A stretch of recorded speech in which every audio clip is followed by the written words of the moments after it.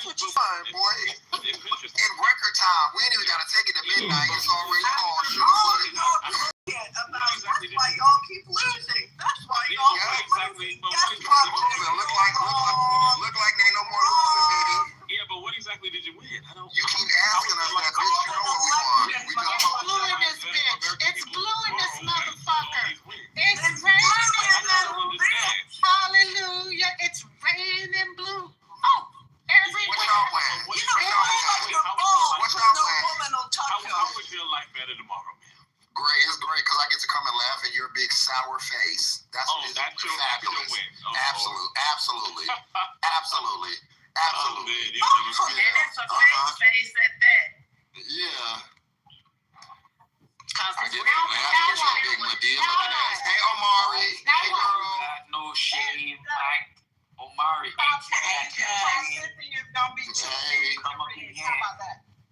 And what's so funny is that the celebration doesn't even feel good. Ain't nothing funny, girl, but The celebration doesn't even ain't nothing funny, girl, but your body. You're just trying to get back. It doesn't even feel really genuine.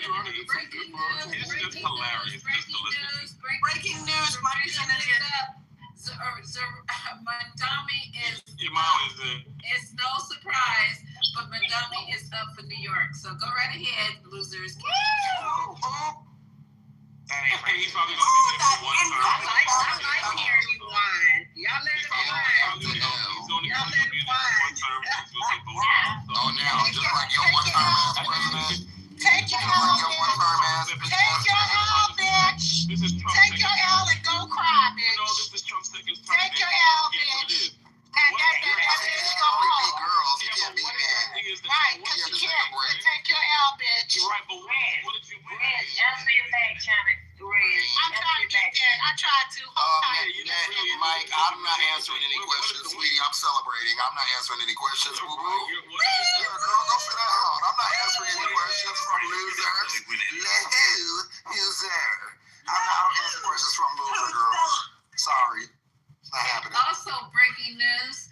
Disapproval with Trump. Tonight's voting is seen as the first major electoral test of the second Trump presidency, according to exit polls by CNN.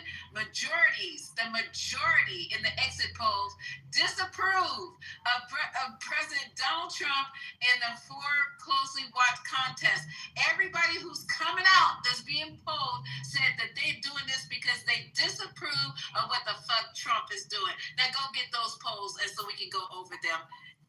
Anybody contest, you prove me wrong. I ain't proving shit. I'm reading straight off the. Oh, you're just reading it, you don't have to. You go little ass bitch. You go get it to disprove what I said. You do that. You do that. Because I'm busy right now celebrating. Oh, you're busy popping champagne. You know what? It really is okay. It is okay if you still. You don't have to respond to everything. No, I just want to know what the celebration is. It's okay. It's all right, Mike. You don't have to respond to everything. It's all right to be silent. Yeah, but I just want to know what you're winning. It's okay to be silent. Yeah, I just want to know what you're winning. Yeah. That's how you know he never had a point, because the point leading up to this, every day he was in them comments. Oh, you guys will never lose. Now he doesn't know what we won, bitch. We won all the things you said we wasn't. That's what we won. You dumb bitch. Democrats are gonna keep losing. Yes, bitch. We won. Like hello. And we won bigly. We won bigly.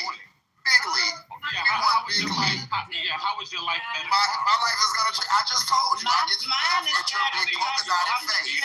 you won because you didn't prepare your speech. You didn't I prepare your don't. See, ma'am. See, sir. I got my opportunity before this administration. I had opportunities, so I'm not waiting on them like you are. I know you do it down bad, but I don't need opportunities. I'm trying to get opportunities for you, big sour bitch, so you can cook somewhere. You know, you a struggling chef who doesn't believe that women get abused. So I'm trying to help you out. Yeah, he's a struggling chef. And Haitian, do you remember that video like a couple of years ago when that woman was getting beat by her husband in front of her son? Yeah, I think it was a football player. So Mike has that on his page. page, and he posted and says he needs more context. There's a woman getting kicked off in her mouth in front of her child. I'm sure you know, but good thing I got a screenshot of it. Good thing I got a screenshot of it. That's a good thing. I knew you said that, so it's a good thing I got a screenshot of it. There you go. Yeah, there you go. So it's a good thing I have you on camera. I'm sure you wouldn't know what I was talking about. Good thing I got a screenshot. I had a feeling you said that. I don't really know what you guys want. He's off I'm mic. just laughing, man, because y'all. Okay, go mute, Mike. Go mute. He's just trying to talk. Go ahead. Go ahead now. No, I'm just saying, just being a chef, being a barista at Starbucks would make you a chef. There you go. Oh my God. Okay, so I got something else. More breaking news, you guys. See how they treat their own? See? President Donald Trump's campaign manager is publicly deriding Virginia's GOP gubernatorial nominee. He said she was a bad candidate and it was a bad campaign, and bad campaign have consequences. They already threw her ass under the bus before all the tallies could be read. This is how y'all treat each other. He chose ain't loyal. Bad candidate and a bad campaign. Okay? He was waiting to throw that black woman in the bus. They all a bunch of crooks. And Yeah, but we were supposed to vote for her. We were supposed to vote for her. Her own party is calling her a bad candidate and a bad campaign. As of 19 minutes ago, they didn't even let the lady concede. They didn't even give her a chance to come up and say, "I'd like to thank everybody." They immediately threw her ass under the bus. As a black woman. But they wanted black people to what you call, they wanted black women. The MAGA's gonna learn. The MAGA's gonna learn that, listen, Trump won because you can fool the people some of the time, but you can't fool them all the time. The great Bob Marley for that. I'm just happy, you guys. I'm lifted out of a deep Trump funk. This feels good. This feels good. Little ass Mike. Now all we have to do is wait on Mike. Oh no, never mind. Little ass Mike ran away. Know why he ran away? He vexed. Because he's a loser. Can't handle it. They're gonna be They can't take off the like flies L. today. They can't take the L. Omari, where you at? Omari, what's the matter? Your brother not in the room? He left you? Where you at, Omari? And then he left you. Where you at? Because you Left you. know when your mouthpiece say here, you run. You not running? I don't run. I stay in the room all day. Oh, I forgot. You just stopped talking. That's Mike left like you left that black woman in Virginia. He just left.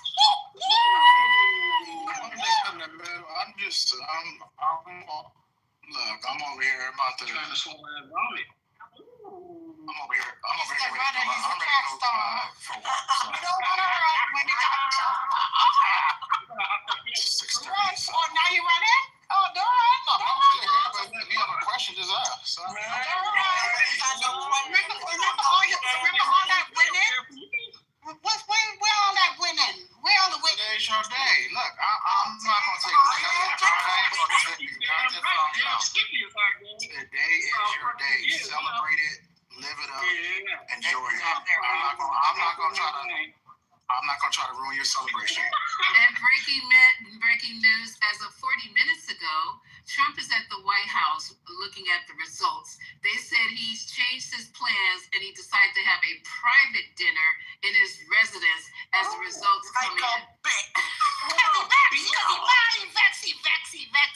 Oh, let's see what he goes to tomorrow.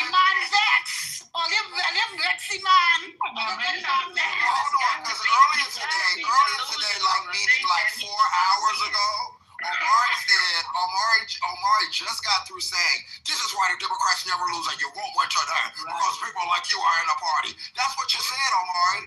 What happened? 4 hours ago, you was yelling to the top of your lungs. I did say that. That's why you won't I lose. did say that. That's what you said, bitch. What happened, girl? I did say that. When I say something, I'll admit it. Yeah, you dumbass. If I was there, I'd Thank smack you, you. Amari. Thank you for admitting what you said. And You would. keeping them So go firm.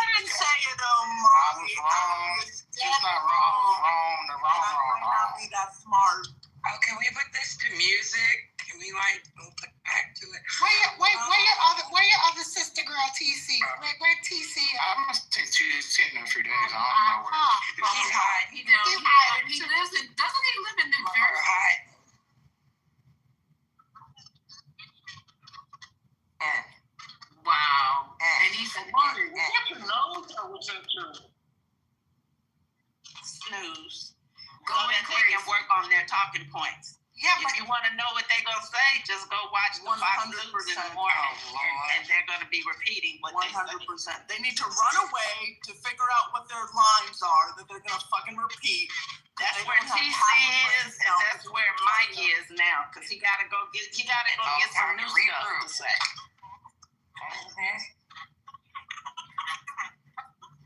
I'm looking at my boy, Steve Kornacki, my data guy, because this is the guy I always look at.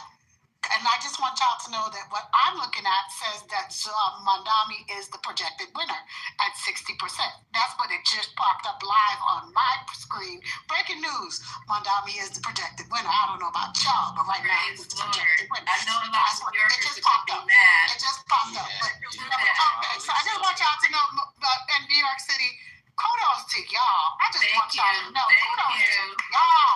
Kudos to y'all. Y'all did that. Okay? So he is the projected winner at 60% that's come in so far. Not 60. 60% of the vote has already come in. And, you know, Steve Kornacki's my guy. He does the numbers. And Steve Kornacki's always right. I don't care what y'all say. But Steve Kornacki's always right. He does the numbers. I don't look at anybody else. I just look at him because he's doing the numbers. And the projection has already came in. NBC News projects that Mondami has already won the race. 60% of the vote has already come in. He's already at 49%. Cuomo is only at 42%. And your boy, who messed up the vote for your boy, Curtis, whatever his name is, he got 5% of the vote. So Slee was the one. He got 7.9% of the vote. Cuomo has 41% of the vote, and Mondami got 49% of the vote. Projected winner. Bam. Mayor Adams got a whole 3,000 votes. Mayor Adams. Yeah, and I'm writing. Whoever made that projection, hey, Ray, whoever made that projection, Trump gonna sue that station. He could sue, cool, boo, hoo, hoo. I know it don't matter, but I guarantee you he gonna sue him for making It's that okay. projection. You know, we don't care. We don't give a crap. It's all good. But guess what? And the Attorney General of Virginia is a black man. 67% of the vote. He just got his too. The black man, the one that they was calling a racist too, he just got his projection. I wish I had some sounds. I would make whatever. I need some. Mikey Sherrill got 57% of the vote, so she's already the projected winner.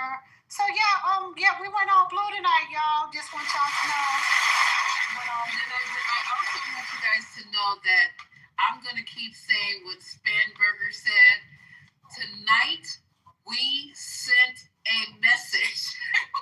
And I mean, we did send a message. Just when you thought Trump had us in a fucking chokehold, we have wiggled out long enough to catch air and to start fighting back. We are sending a message. Let's keep it going for the midterms, y'all. Please. But can I say, Lisa, you know how they set us up to win? When they closed this shutdown, when they created this shutdown and tried to make it a Democratic issue, this is how they set us up for the win, and they did not realize it. When you starve people under your administration, and you think that you're going to get away with this, and you stop paying people their paychecks, you think that these people are going to not forget it? They don't give a crap if you're Democratic or Republican. They live in these states, and here's the problem: they're the ones that are going to vote. And if they're not getting fed, and they feel like they're not being heard, and other people are hearing them, and they're saying, "Hey, we're trying to fight for you," they're going to go to the other side. So all Trump did is that he played himself, him and that other party, and they do it every time. Every time. That's what I said. This is what trying to own the libs looks like. That's what they were trying to do. Own the libs, waiting on them to fold. And they didn't fold this time. So they kept expecting the Dems to break, and they did. And I left you right. When he said he wasn't paying SNAP today, after the judge ordered him to pay SNAP, and he didn't pay it, them folks said, "Oh, okay, you're not gonna pay SNAP? Got it." And he keeps not doing this. He keeps going down this marching down this road. They're gonna feel the pain. That's how it's going. Well, I have to tell you guys, I had the funniest moment this morning because I got a ride in a cab with somebody that was a Trumper, and I happened to mention the voting that was going on today, and they snapped back at me. And I think for just a second, Jasmine Crockett's soul just sat right down with mine because I turned around before I got out that cab, and I said, I tell you what. After that vote today, y'all all gonna be standing around like a bunch of cockeyed, sway back, knock-knee, pigeon-toed cousin fucking assholes. And I got the fuck out of the cab. Amazing. And I love it. They all thought they was going back to Jim Crow, and them motherfuckers are gonna eat crow. Ain't they? Thank you. Yes, sir. And I go on mute. We elected a communist, y'all.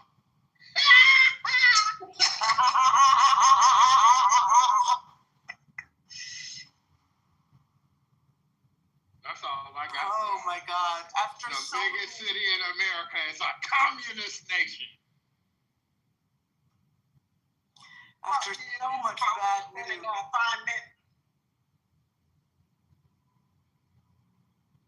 Oh, and JD Francis' half brother, who is trying to run his primary in Cincinnati, he lost, y'all, by the way, to the half brother, the one that was running for mayor in Cincinnati. Oh, awesome! Yeah, he lost tonight. Yeah, so that's that part. Okay, so I'm gonna go on mute. So yeah, big loss on all fronts, including JD too. Oh yeah, bye. I can't wait to hear what happens with Prop 50. You know that's gonna pass. All right, y'all. Now we need to move to New York for our free trans surgeries. Thank you, Dr. Lavender. New York Oh or gosh, Virginia? Alex. New York or Virginia does. Oh, I was gonna make a joke. I can't make that joke. Okay. Well, I tell you what, I've always wanted a penis. I'll take the trip. Let's go. Ooh, ooh. Oh, my bad. I'm just saying. You want a free penis? Now that was funny, Ramona. And I always wanted to be able to pee off the Free floor. penis is crazy. Not pee off the porch, Ramona. Pee off the porch is nuts, Ramona. Oh, yeah, stop it. I'd never leave the house. I don't know. I'm gonna take my good VA medicine tonight, Ramona, because pee off the porch is crazy. I'm already on my good VA medicine, Mama. Hi, my good brother Corey. I love you. By the way, we won tonight. I love you, bro. I love you. Listen, I voted 6 times for 12 dead people and a dog. That part. I brought Listen, I pulled up to the taco truck. I told them jump in. We got work to do. You hear me? We did this tonight, and I appreciate it a great deal. I said, Jose, you ain't got to build a porch today. Do you hear me? My house is the sanctuary city, okay? We communists over here. The whole country is New York City. Wow. So the only question is, why'd you vote for so many dead people? Oh. I mean, I don't mind the dogs. It was about 49% of people, or 40-something% of people who voted for a dead man in New York today.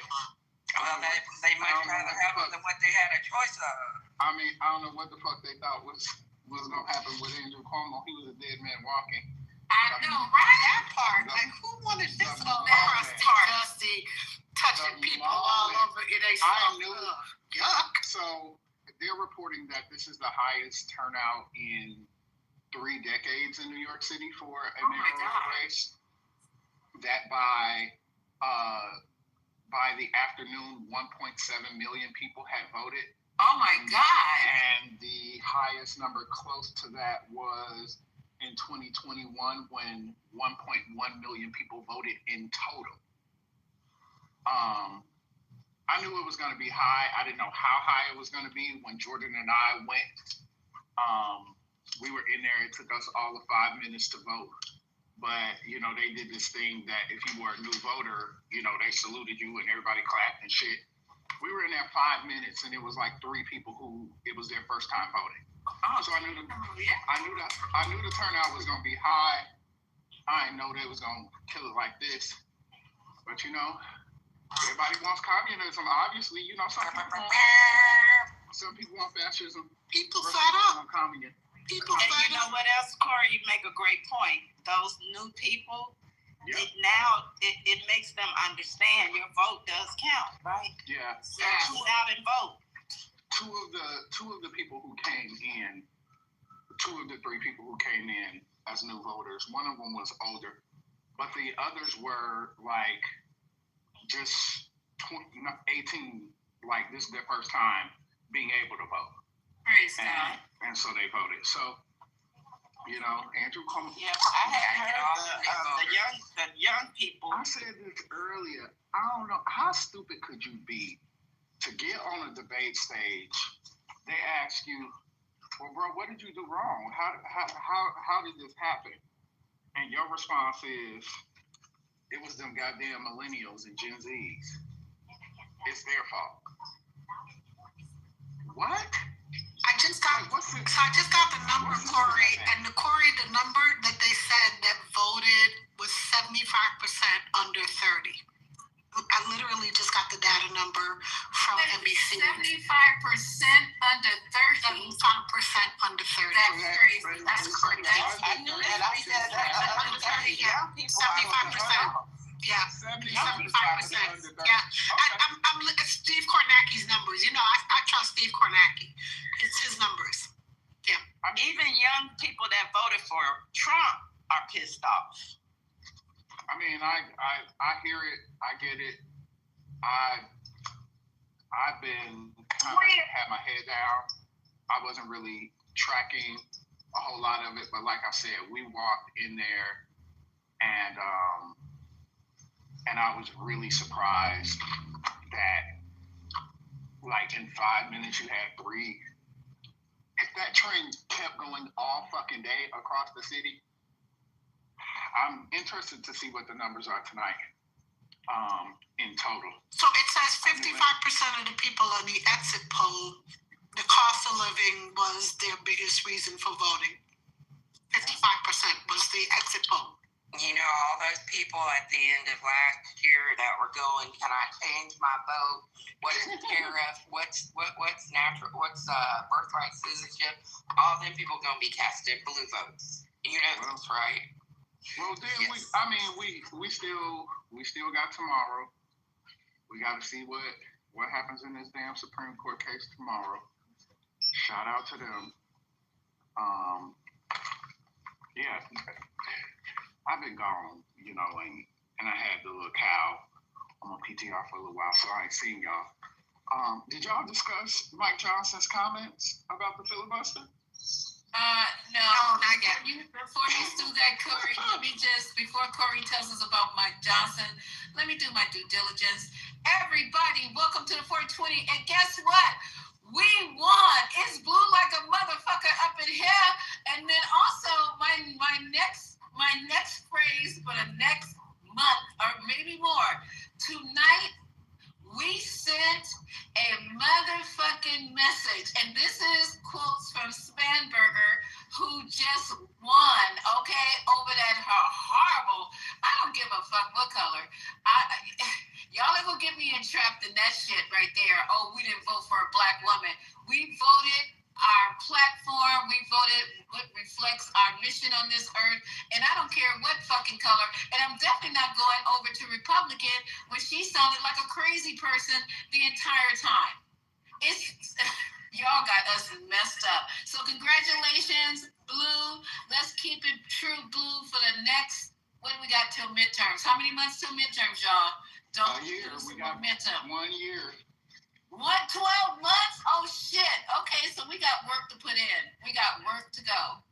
So, Go ahead, Corey. yeah, so I believe it was yesterday at a presser in front of the seal of the Speaker of the House of Representatives. Mike Johnson was asked about Trump's insistence that the Republicans nuked the filibuster in the Senate and in the shutdown. Mike Johnson, in the first press room, let me get a picture back, said that, said that we could not nuke the filibuster. Under no circumstances should Republicans nuke the filibuster. Because if they did, when the Democrats got back in power, DC and Puerto Rico will become states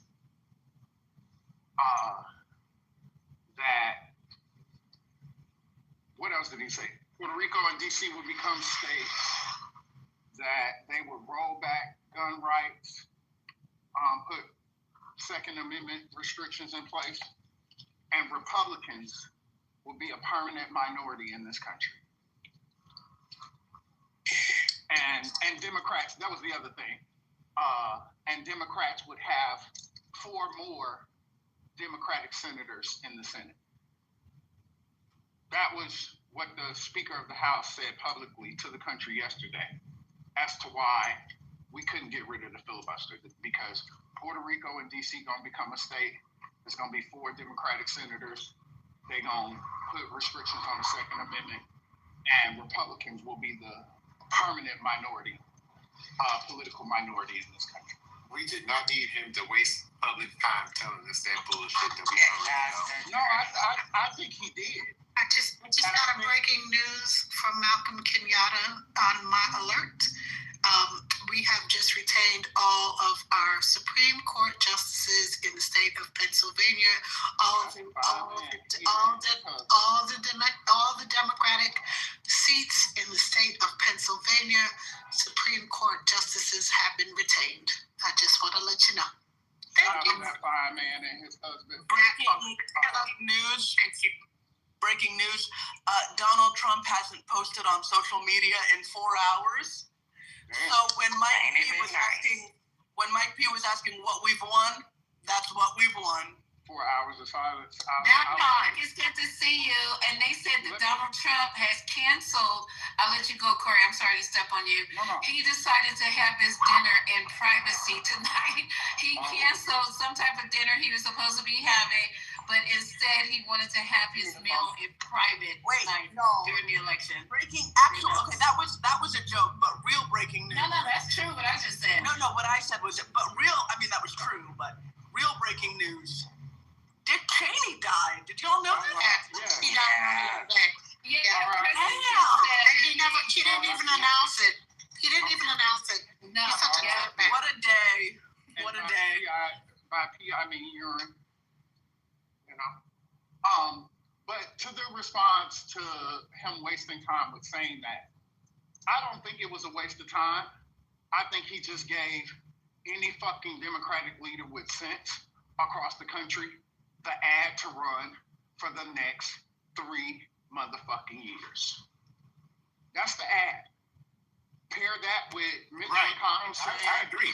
It should already pair that with Mitch McConnell saying... pair that with Mitch McConnell saying we cannot have a paid holiday for elections or move elections to Saturday because that's going to increase voter turnout. Right. Oh, that's the fucking ad. Over and over. And play Rick Smith too from Missouri since bitches. Yeah, it's really plain. When people vote, when the people vote, Democrats win. When they don't vote, Republicans win. That's it. And you know what they also know ain't gonna happen if Canada's not gonna become the 51st state. So, you know, that's why Trump's over sucking his thumb, eating his dinner in the corner right now. Breaking news, Democrats have officially secured in Orlando, Florida. They have officially secured their city commission. So congratulations to the city of Orlando that they have officially a full Democratic commission seat. So So congratulations to the city of Orlando. We sweeping all the way blue through tonight. Hello? You think the whole state will go blue tonight? That would be so funny.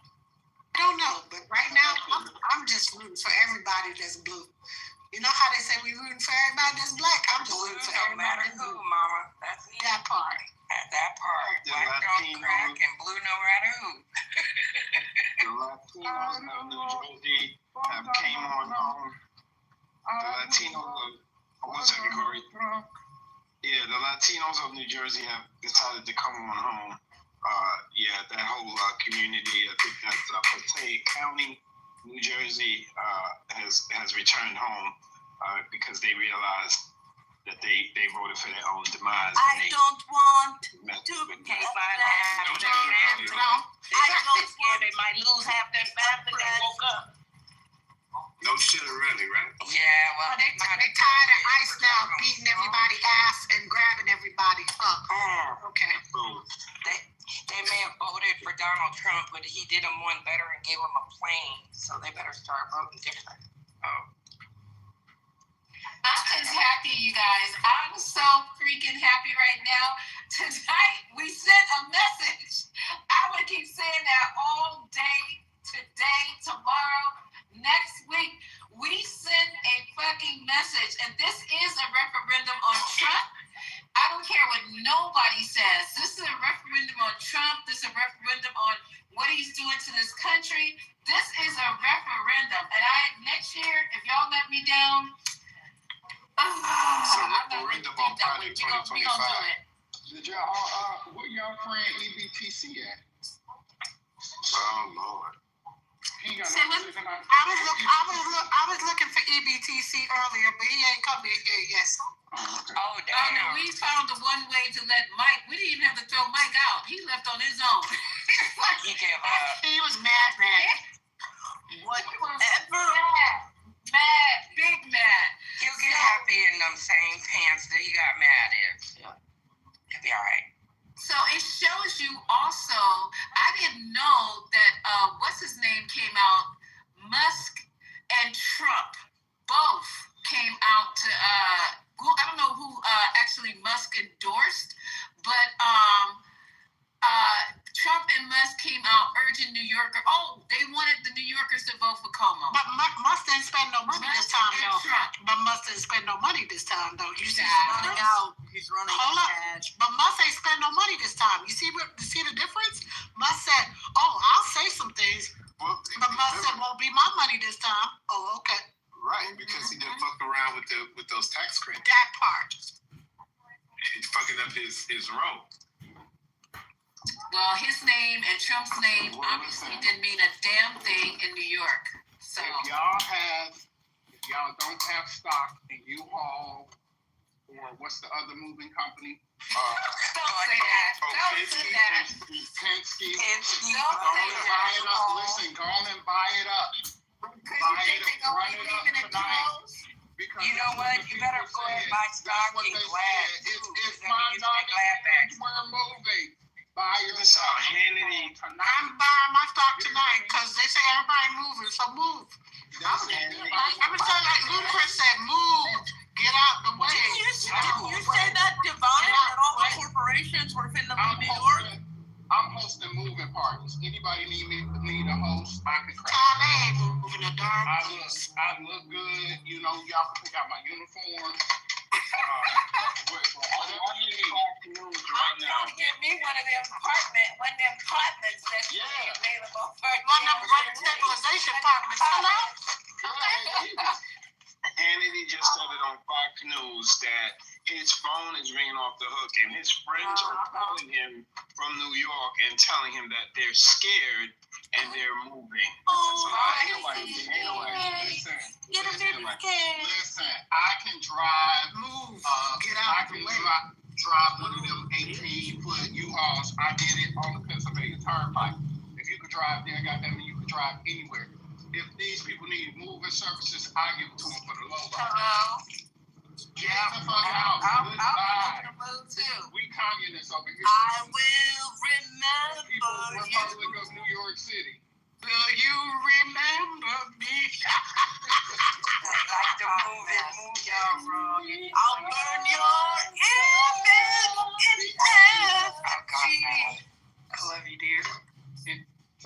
got to move it, move it. You got to move it, move it. I got to move it.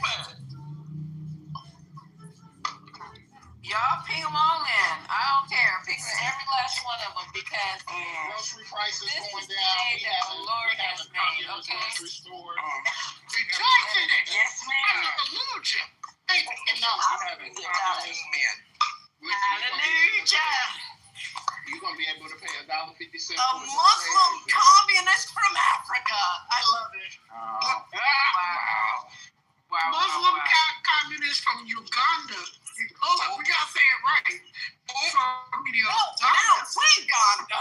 Just keeping Uganda. It's great. Uganda. Uganda is nuts. Uganda win. Oh. Wow.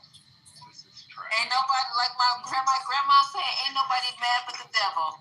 And I'm telling you, this has been a night. I woke up this morning kind of worried, and now I'm going to go to sleep with the biggest smile on my face that I've had for months, for 8 Lisa, I months. woke up this morning with my mind stayed on Jesus. Hey. Yeah, then we gotta stay on this. Keep it going. I was actually worried. Honestly, Corey, part of me was because we've had so many like polls, and then we get disappointed. I'm like, this is gonna be some bullshit. I wasn't worried at all because I love y'all, but Mikey Cheryl about to speak. I mean Mikey Cheryl. She about to speak. Oh, go ahead. Is that I love y'all. That's you play that? I knew that. I'm listening to it now. Let me see if if y'all can hear it. Hold tight. Just go to music mode. You guys just screamed from the rooftops. Woo! People around the country have heard you. I hear you too. This was a tough fight, and this is a tough state. But I know you're New Jersey, and I love you. I've fought for you. I've spoken with thousands of you over this last year. I know your struggles. I know your hopes. I know your dreams. So serving you is worth any tough fight I have to take on, and I am incredibly honored to be your next witness.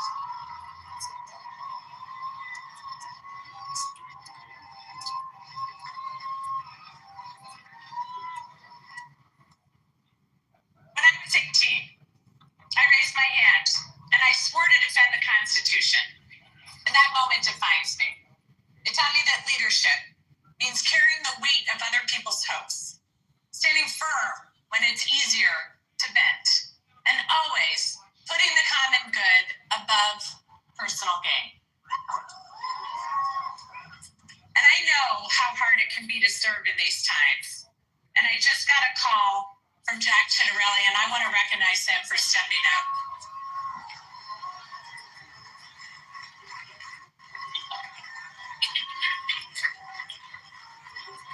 And all of you know, I love our history, and our state motto has always stuck with me. In 1777, New Jersey was one of the first states to choose a motto. Anybody? Liberty and prosperity. I'm going to get some more civics education going. We'll get that known by all. But it was a demand for freedom from oppression and a commitment to creating better opportunity and a better future. That idea has defined us for almost 250 years.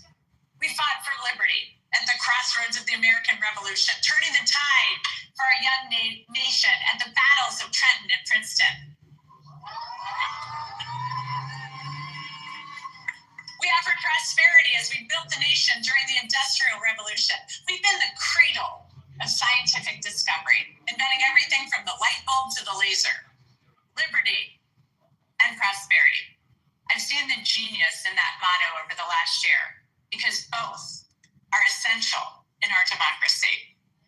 And as the president is backing away from this ideal, cutting SNAP, ripping away healthcare, terminating gateway, we here in New Jersey are bound to fight for a different different future for our children.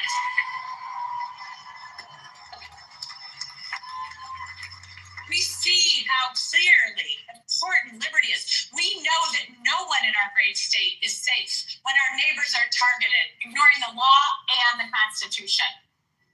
But prosperity is equally essential. Liberty alone is not enough if the government makes it impossible for you to feed your family, to get a good education, or to get a good job. So in this country, that shouldn't be too much to ask. But right now, all of it seems at risk. Governors have never mattered more.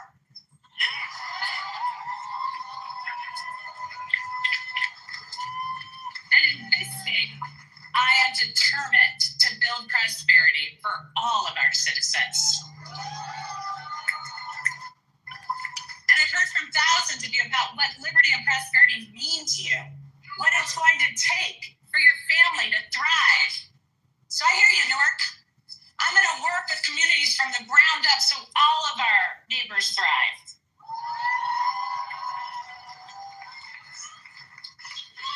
I hear you, Cham, so I'm going to declare a state of emergency on day one to drive down your utility costs.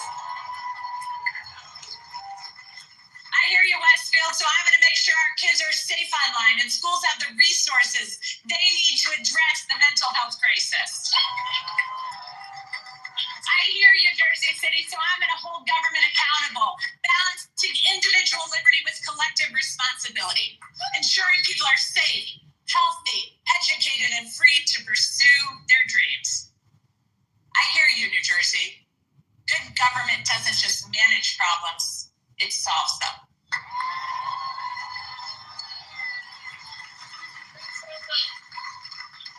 So I'm going to continue to listen and work with you to move our state forward.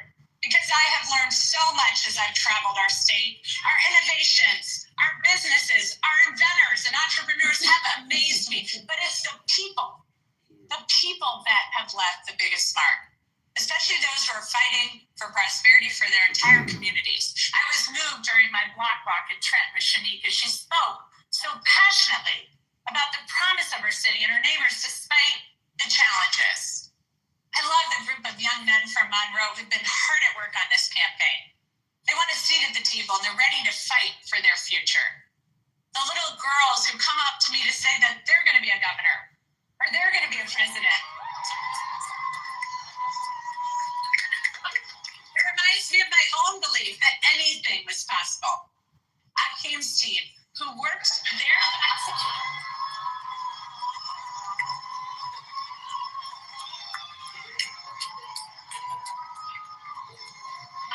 knocked over 60,000 doors.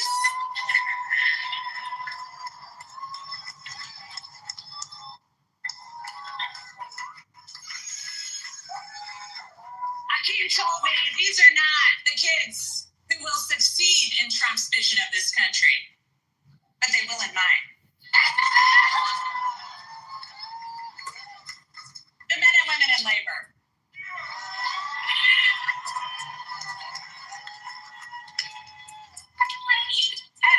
Union jobs at a time when our economy is set up to make it harder and harder for working people. You know what? They don't just fight for their brothers and sisters in labor. They fight for all of us. Working families everywhere, so everyone has a shot. So thank you. Thank you to each and every person here tonight and across the state who's worked hard over the last year. Thanks to the thousands of volunteers who made millions of calls, texts, and canvases, to everyone who's ready to stand and demand a better future for our kids and our families. To my running mate, Dr. Dale Caldwell.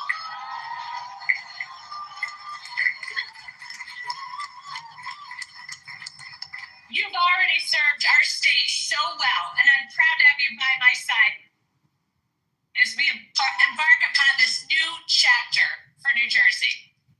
To my team, who put together a campaign the likes of this city has never seen.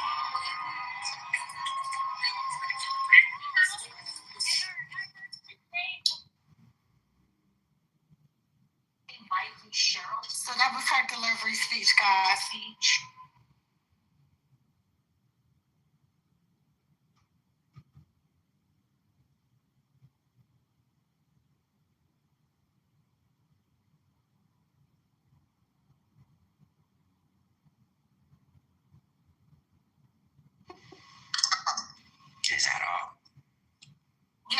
her speech.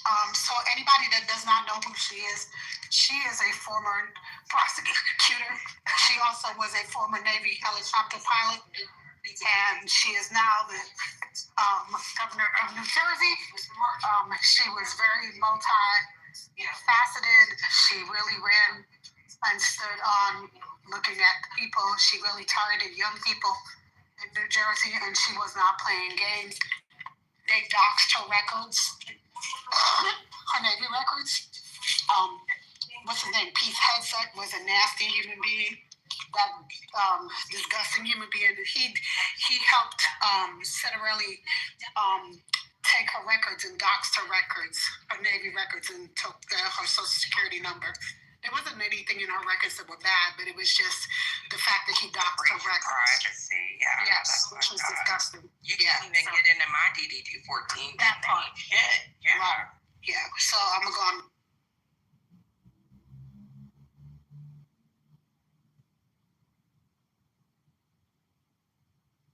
Well, it sounds like she is one hell of a person, and I really, like I said in the chat, I really love that part. These kids are not going to succeed under Trump, but they will under me. I love that.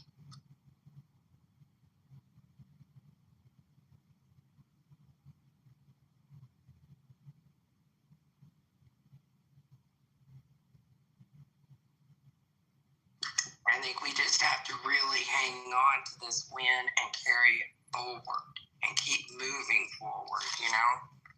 Now that we know that we have these kind of people that are ready to take action and actually willing to vote.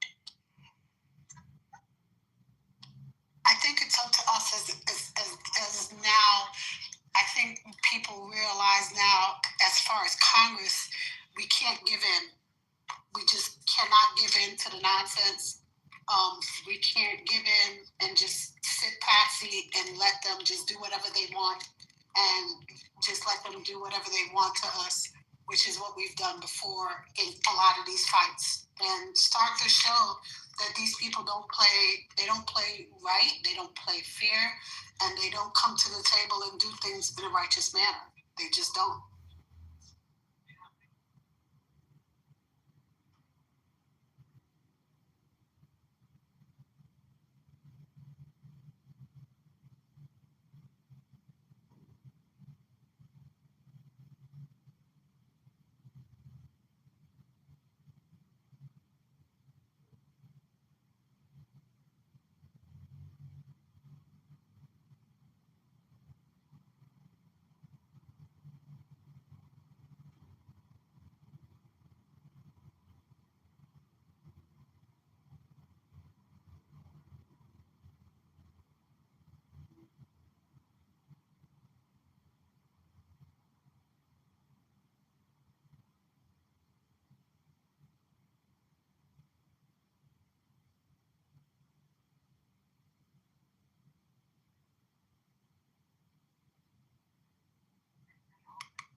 Is this my phone? Yeah, it's quiet. What the hell just happened? Okay, so let me do this here. I got something that I want to play. Let me see if I can find it now. Oh, it's so much. Okay, here, Steve Konecki is going over his thing right now.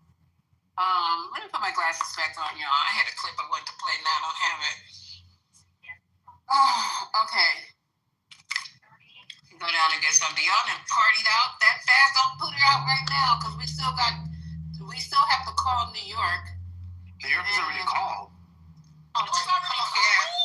Montgomery's already won. You're late. Yeah. Also, JD's in the goo, by the way. Can someone bring up JD? Oh, okay, thank you. You're welcome. Y'all bring up JD. Notorious is in the goo too, Ken. I said I needed 10 minutes, Maz. Please, can you guys watch the stage for 10 minutes? I'll make sure they take care of business, Lisa. Don't worry, I got you. Okay, I'm just trying to get this clip. I was doing something. I bring them up. Who up? Yeah, because I just said I needed 10 minutes, and I'll find this thing right here. Oh my God. Okay, hold on. Brother, do you want to come up? Raise your hand. So Hakeem Jeffries is talking right now, by the way, on CNN. But we don't have the things in from California, and that's what I really want to see if we can hold this down with Prop. No, Prop 50 is going to pass like 100 to 0. Like, there's no way. No, Prop 50 fails. I mean, that's you can go to bed. You can go to bed and know that Prop 50. They said the same thing when Hillary. Listen, Mondavi out there doing the Dougie, okay? I just saw the. Listen, look on the shade room. Mondavi was out there doing the Dougie. Doing the Dougie. Oh, listen, it's hilarious. So this is what I hope. This is my hope and wishes. My hope that is the Democrats take over the House in 2026. They then show that they can actually get the trust back of the people, and do what they need to do, and don't take anything for granted this time, and go from there. If they do that, they'd be fine. If they go back to the bullshit that people to remove them from, then and what? Impeach Trump. Yeah, exactly. If you're gonna impeach Trump, then that's nobody wants Trump anymore. So their work is gonna be stopping Trump from doing all his bullshit. Oh, they out there singing. What you call it? New York. They out there. He out there. I mean, that's a big win to be the mayor of the largest city. Oh yeah, and it's fuck all you orange people and fuck all you MAGA people. It's New York City, there's not that many MAGA in New York City. It's fuck all you MAGA people. We that's don't fine. It's still fuck all you MAGA. It's still fuck all you MAGA people. Especially in America's Mecca for money. Exactly. So check it out. Still fuck all you MAGA people, and Trump still can't build a business there anymore, and it's still fuck y'all. So you have Bernie Sanders, who's promised a lot. He's only could do so much. I think I would not put like everything on this. Oh man, what are you talking about? We're not talking about. Oh my God! No, he's not even a factor. Because Bernie Sanders don't even live in. Bernie Sanders don't even live in New York. Rez, can I get a moment? Can we because we're not going to talk about. We're not going to talk about non-factors. He's not a factor in this I'm going to conversation. tie it together, Rez. Hold on. So to think that Madonna is going to be able to just do everything that he wants, it doesn't work like that in this country. It doesn't work like that anywhere. It doesn't work that with any politics. Okay, hold on. Exactly, that's all. Let me play this real quick. Still fucking won. Hold on, you guys. Hold on. Just give me 1 second. Let me play this real quick, and then y'all can go back. I promise. Donald Trump has stirred and emerged, and he's back on Truth Social. I'll read Elizabeth knows the president well, so Elizabeth first responded to this Truth piece I posed to him, and then to Kate. Here it is, and it's very Trumpian. It's all caps, or almost all caps, and he speaks about himself in the third person, and he puts his own sentiment in quotes, so stipulating that. Trump wasn't on the ballot and shut down were the two reasons that Republicans lost elections tonight, end quote, according to pollsters. So, not on the ballot is not great if you're thinking about the midterms, where he won't be on the ballot. So, Elizabeth, first comment to Donald Trump's quoting of fictional pollsters, and then what Kate asked. Yeah, on Donald Trump, I'm not surprised. I've actually been saying that for a while. I think I said this the first time we did the show, or I came on the show. I am more MAGA than I am Republican, and I think if more people embrace Donald Trump in a way that Chiarelli kind of didn't, but certainly Winsome Sears did not, I think they would have seen at least higher voter turnout. I think it's a really sad state of affairs when you see someone that popular and able to come back after everything Democrats threw at him and everything that he had to deal with, come back and, literally had the greatest political comeback in American history, and you still think that you are better than him and you can survive this without him and without his base, without his supporters. So I agree. Okay, so now they're eating each other. They're blaming the Republicans for not kissing deeper in Donald Trump's ass. The Marshalls are not going to win, Lisa. I'm not done. Y'all are hearing this is the MAGA falling apart. And this person, I don't know who she is, but you heard her say she's more MAGA than she is Republican. What kind of shit is that? We've been saying this all year. Because y'all start to finger can't win without Trump. Does anybody have the entire post that he just X'd? I gotta go look it up. Because he one quote. very short. It's exactly what they said. Is that it? Quote, all caps, Trump wasn't on the ballot and shut down were the two reasons that Republicans lost elections tonight.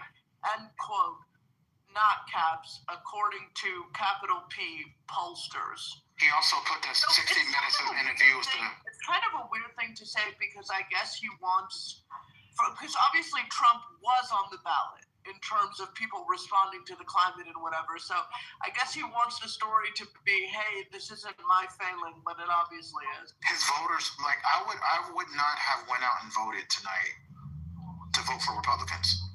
I would not. I just simply don't vote for Republicans. I don't vote for Republicans. I'm asking this question, but this is what I think is so dumb. I don't vote.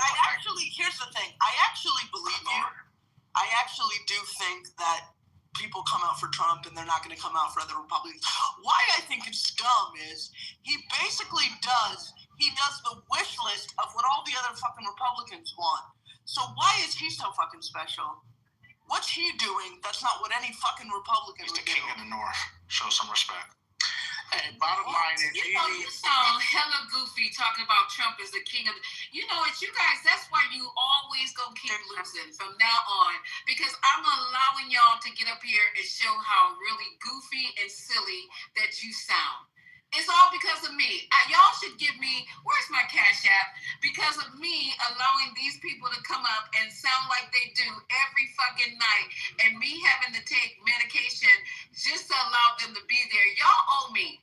Because of us listening to these MAGAs day in and day out, that's why we are going to keep winning. Because now he says, have some respect for the king of the North. You sound crazy. You sound worse than my teenagers. They're not walking around saying no dumb shit like that. You sound like a prepubescent teenage girl with a crush on a boy band. Yeah, you sound stigmatized. You have posters of Trump on your ceiling above your bed that you can look at lovingly every night when you fall asleep. It's bad too, in case he turns over. So I will say, nah, mother, you're not going before me, bro. I've been trying to hop in there. Yeah, it's all you, mother. Right after me, mother. Right after me, mother. Omari, that shit you said about you don't vote Republicans, come on, that's stupid. If you so were into your king god Trump, you know he needs his backing. So of course you're voting for his backing. That doesn't even make sense for you to come up here and say that. Go ahead, mother. So I was going to say, I think we just have to remind ourselves sometimes to give Lisa her flowers, because this is really the only space that's left where Republicans can actually talk and not be interrupted all the time. So I just want to take a moment and say I appreciate you, Lisa, and your great moderation most of the time in here. And then the second thing I appreciate it most of the time. Thank you. Most of the time. The second thing I was going to say, I mean, we can't pretend like people didn't have Obama posters all over the place. Like, I can remember Obama posters. My friends had them at their house, and it's like, come on. I just want to say this, Omari. The level of delusion, right, that you come on this stage with is crazy. And Lisa, props to you, because you do be giving so much grace to these people. It is crazy. Night after night, day after day. And to sit here and say that you would not vote for Trump after you constantly vote for Republicans, not Trump. Sir, stop. Because so many times you backpedal, you backtrack, you will say one thing in hour 5 and then you will say something else in hour 15. It is crazy to me. You are so wishy-washy. And then here's what happens. Then when you get TC or Mike or Anthony and you get your little roo-rah buddies and you get your little MAGA Republicans, then all of a sudden you get, oh my God, yeah, that's what he said. Yeah, that's what he said. You're like the guy in the bunch that you can't really make up your mind. So whatever he said is go, yeah, that's what he said. Yeah, because I don't have a voice of my own. I can't ever stand on anything. I can only stand on what he said. So yeah, what he said, yeah, that's what he said. So this is what I have a problem with. Have a mind of your own. If you're going to cape for this guy, cape for him because that's what you really cape for. But you never cape for anything that is really solid, and you never have a solid point. This is my problem with all of you MAGAs. Y'all always backtrack. Y'all always have a problem here's what's going to happen, right? In a few more years, you're going to have no place to go. Just like Diamond and Silk. Because Silk died or Diamond died, whichever one of them got Whichever. I'm sorry, Jesus. One of them died. And guess what? They don't have a platform anymore. Because guess what? The Trumps don't care about her. And what's his name? Terrence Williams. Here's another one. Send flowers. They didn't listen. They didn't even send flowers for the girls. Nope. Like they ain't even. Them girls don't even have a what you call it? She still be caping for Trump on Instagram, sending T-shirts and all this other stuff. And they don't even pay attention to her. Listen, MAGA don't even pay attention to them anymore. This is the problem that I have with y'all. Where is what you call it? Wesley Hunt. He another one. He busy trying to cape for Trump right now still. But you know how many people he has that follows him currently? Absolutely none. His engagement, he literally only has like 10 to 15 people that respond to his posts, right? All these black MAGAs, y'all get all in y'all feelings and y'all get all what you call it, but these people leave y'all to the wayside because right now there's only one black MAGA, and he's the token black man because there's always one token. You know where he at? He at HUD. You know why? Because guess what? They think HUD is urban because it got the middle initial that says, guess what? Housing and urban development. And that's the reason why they allowed him to stay in that, because it says the word urban in it. Y'all so ignorant that you realize they associate black and urban together. Y'all are so stupid. So stupid. But y'all don't even realize he's the only black one left in the cabinet. The only one. And guess what? Y'all are nowhere to be found.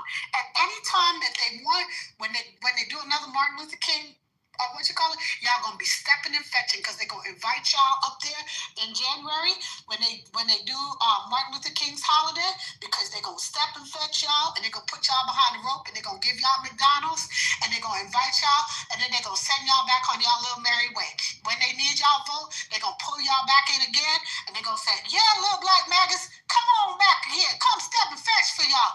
And it's the same Sambo routines that happened in the 1800s and the 1700s that got our behind stuck in slavery. It's the same field and house nigger mentality that a lot of y'all still have today that keeps us backwards. I'm now going on mute. So give me a chance to respond. So, Russ, I want you to hear me. I want you to hear me loud and clear. I did what I needed to do on November 5th, 2024. I'm good. I put down any, political, animosity with anybody. I'm good. I'm going back to my normal life. And if you win, you win. No one's gonna, I've never been to the White House. I've turned down every single White House invitation because I don't want to be seen there by mistake. And then I gotta explain that shit to people. So I don't want to go to the White House. So again, you might have me with those other, Welcome to 420. We won. Oh no, Lisa. We did it, Joe. Lisa, get Trent up here because you know what? Trent is not MAGA though. No, Omari, let me Get it, Joe. No, because Trent, he's starting to feel those tears. Trent was a big supporter of Trump terrorists, and Trent has turned the tide, everyone. He is now feeling the terrorists and bullshit. Come on up, Trent. Okay, come on up, because this town, so you guys, I got even AOC is talking. I thought y'all got quiet for no reason. We got all kind of shit that we need to celebrate and we need to play. AOC is speaking. We're going to listen to her. It's very brief. MAGA is crying everywhere. I'm getting flooded out over here with these fucking red tears and shit. But what I'm just going to say to you, Trent, we did it, Joe. Hey, I'll tell you, Lisa, he came in that other room hurt. I'm so sorry. He's not doing so good. Did you know about the town that has the plant in it? I think it's the Hyundai plant where all the Koreans went home. Yep. Okay, that town now is crying.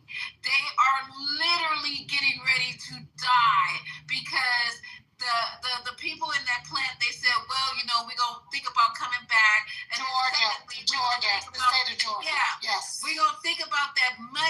we said that we were going to invest, we're giving that second thoughts. So all this tariff and these lies about investment is all a sham.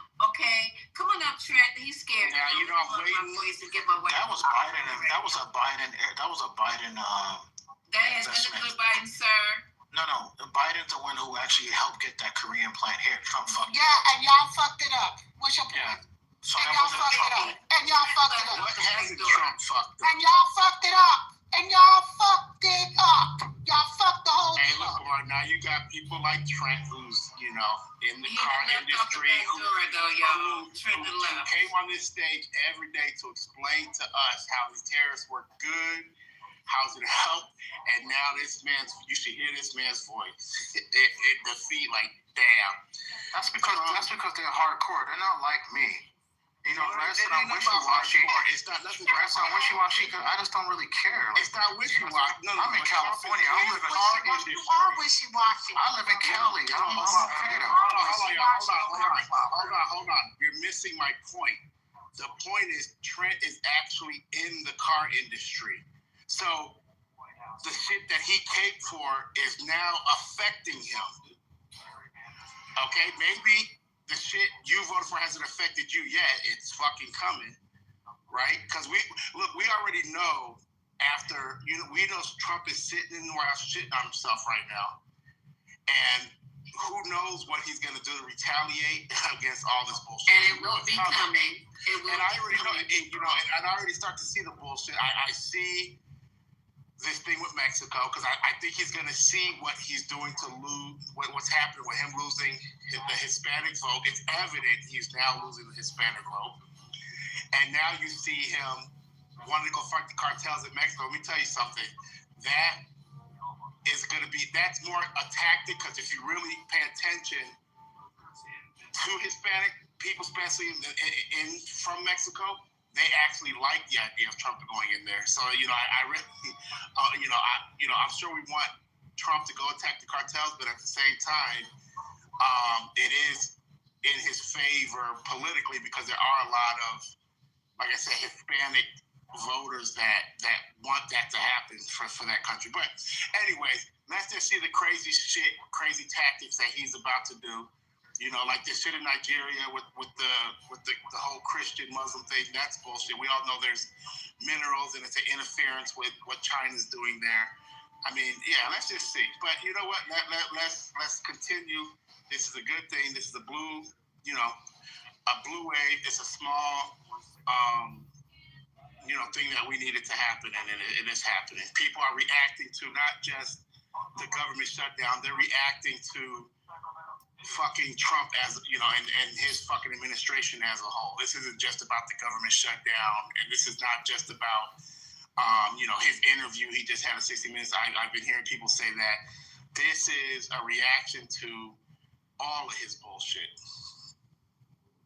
Dan, you nailed that. I thought you were going to fuck that up. Speak on it. Go ahead, mother. Speak on it, No, JD. I was going to say, I was expecting him to say that most. I thought he was going to say that most.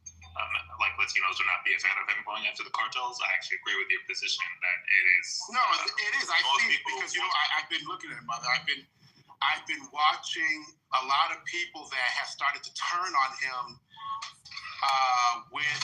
because of the ICE actions, and the manner in which he's dealing with Hispanic people. A lot of Hispanics, they fucked around and found out. But hey, hold on, JD. Yeah.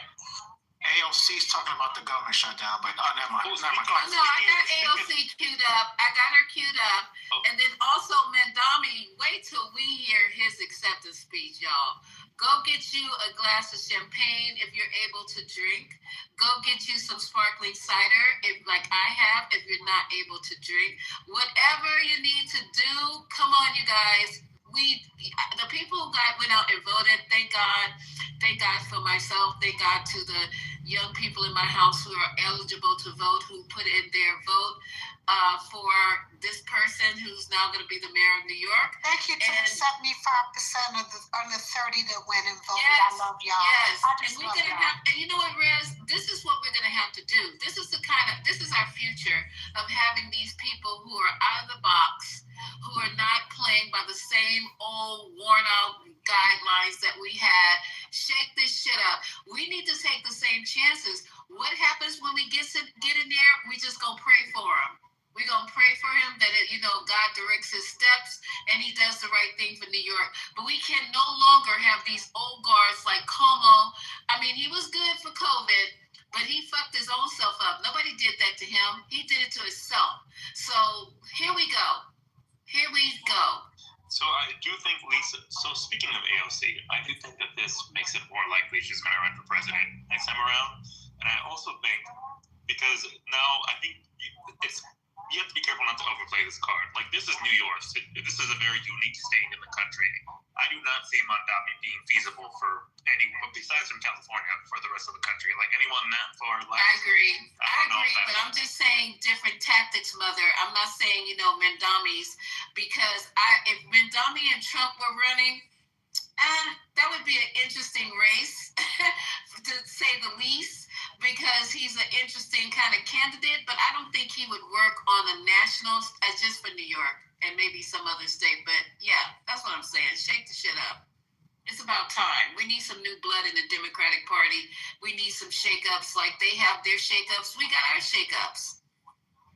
Just need something different. We needed something young. We need something fresh. We need something innovative. It's tired of the same old names, the Kennedys, the Cuomos, the fucking Trumps. Yes, Lord. Yes, Lord. Yes, Lord. The same motherfuckers with the same recycled shit.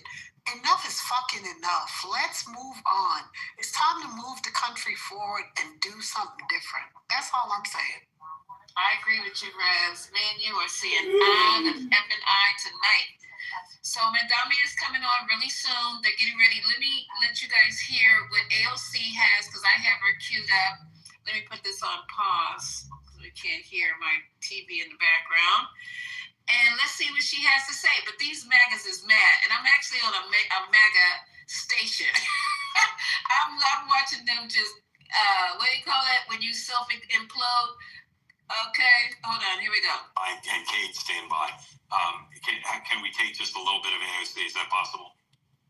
Terrified, they are frustrated, they are angry, and they are shocked by a president that thinks he has total impunity and is violating the values that we hold dear, our liberties and our freedoms. And so I'm not surprised, but I am very encouraged by everyday people tonight. A lot of conversation right now about, well, who is the base of the Democratic Party at this point? Is it Zoran Mamdani? Is it Abigail Spanberger? Who is the face, the soul of the party in your view? Or is it all of them? Yeah, it's funny. This is a similar debate that I saw happen when I was first elected. And at the end of the day, I don't think that our party needs to have one face. Our country does not have one face. It's about all of us as a team together, and we all understand the assignment. Our assignment everywhere is to send the strongest fighters for the working class wherever possible. In some places, like Virginia, for the gubernatorial seat, that's going to look like Abigail Spanberger. In New York City, unequivocally, it is Zoran Mamdani. Okay, we'll come into this. Kate, stand by, because as I traffic cop here, I want to touch on a race, the fourth big race tonight that we haven't talked much about, which is California Prop 50, the redistricting measure. It started out looking like, yes, the Gavin Newsom side to try to give Democrats 4 or 5 more House seats in California was not going to win, and then it completely flipped. The Democrats raised a lot of money. Newsom added to his fundraising email list, and the Republicans did not raise money, and the White House didn't try to raise money. A lot of questions about that. So joining us now to talk about it is Joel Pollack, the opinion editor of the New California Post. Coming in January, the New York Post will have a large beachhead 3,000 miles from here on the West Coast with a great new exciting product, California Post, and the expansion, as I said, begins in January. Joel, welcome in. Widely expected the measure will pass. Talk about what you see out there and the implications both for California and the country if Newsom's side does win.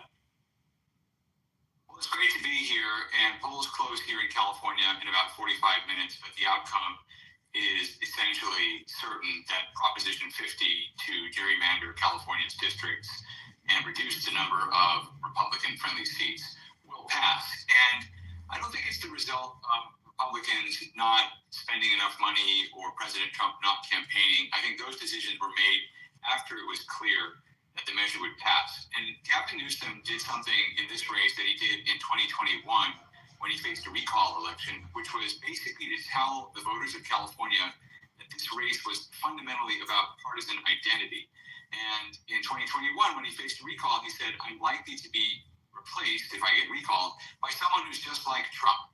And he was at 48% approval. He looked very vulnerable. And suddenly all the Democrats came home and he won recall by exactly the same margin that he had won election in 2018. He used the same strategy here. He said that a vote for Proposition 50 is a vote against Trump.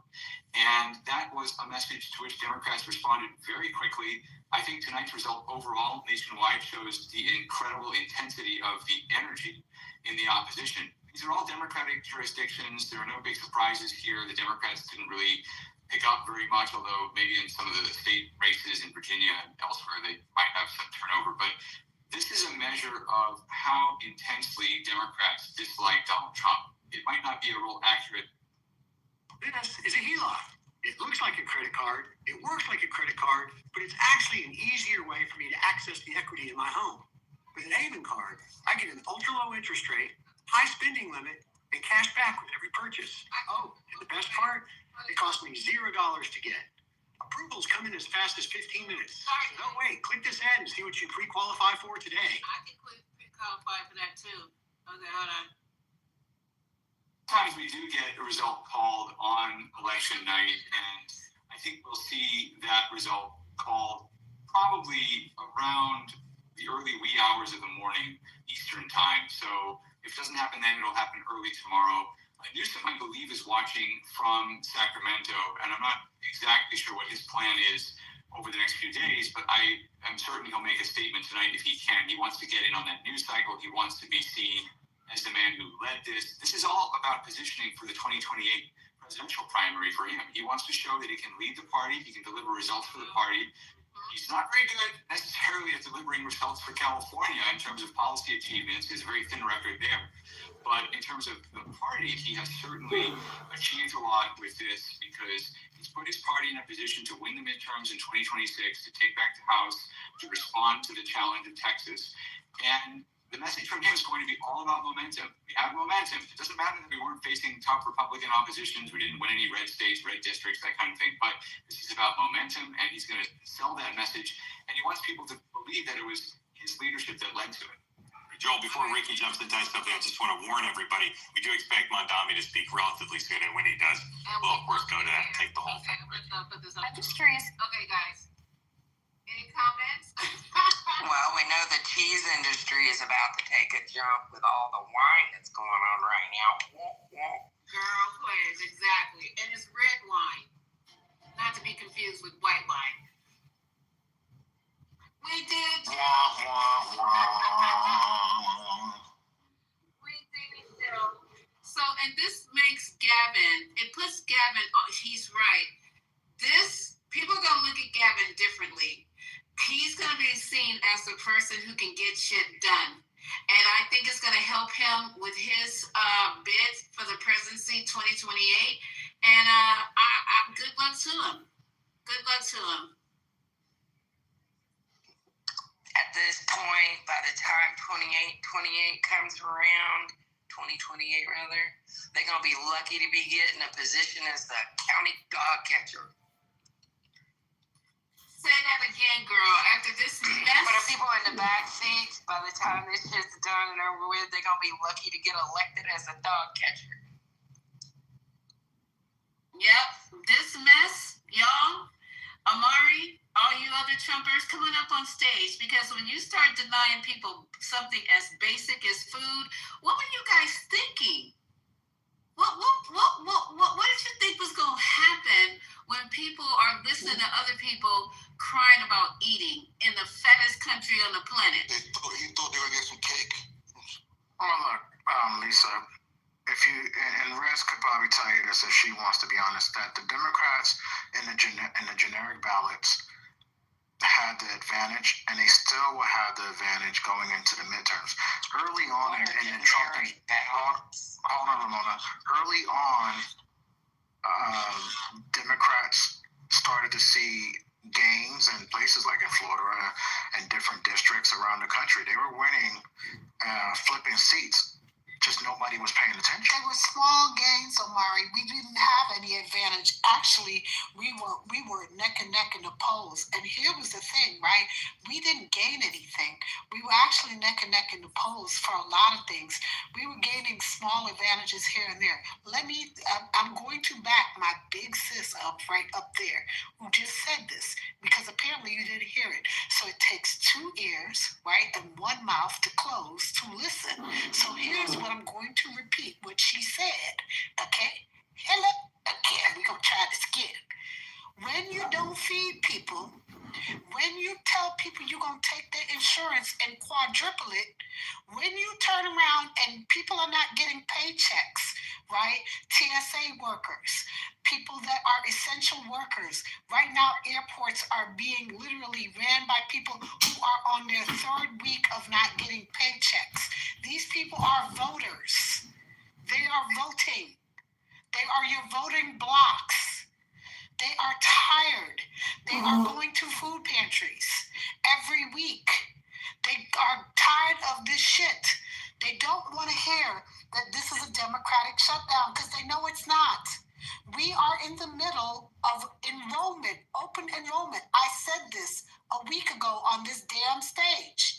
They are seeing that in 2026, if we do not keep the subsidies and Democrats don't toe the line, that their damn increases are going to go up somewhere between 7 to 75% in some states of increasing what they are currently paying in regards to their monthly premiums.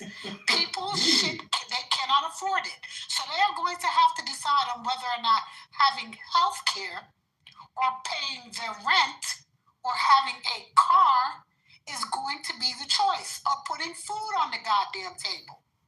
And that's not a choice people want to damn make. And they're voting. So give me a fucking break.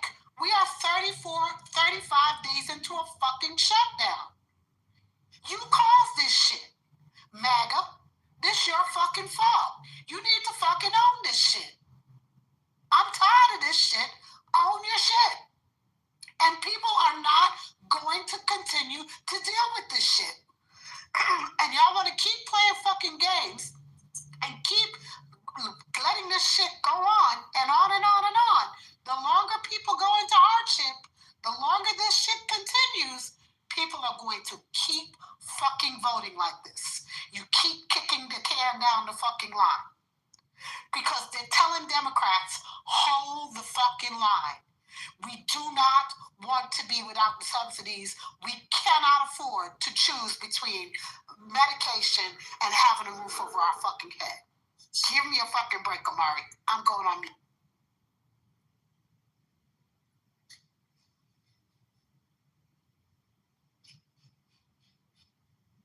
You can't sit here and possibly think it's okay for folks to go without food, as Tarrant Area Food Bank has continued to now use the stadium parking lot to now help people get food, which was on our news because so many people was projected to show up. They had to move it to a stadium out here, right? And that's only been done, during the pandemic, okay? And they're having to do that now because numbers have ballooned, and people who have come there, a lot of them in that line said it was their first time ever coming to any type of food bank, let alone Tarrant Area and our food bank. The line goes back as far as you can see. So it's a big deal.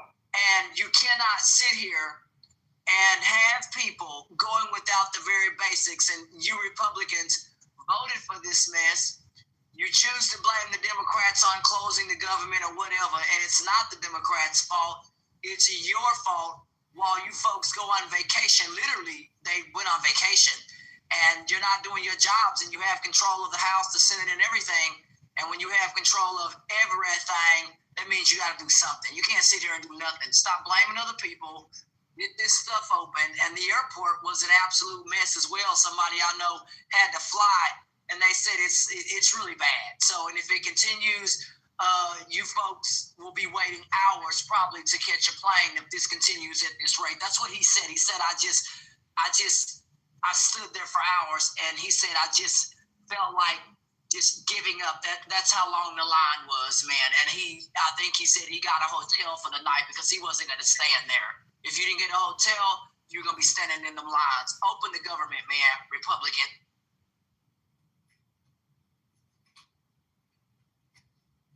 You guys listen out for Mandami. I'm moving around trying to get the house put down. He hasn't come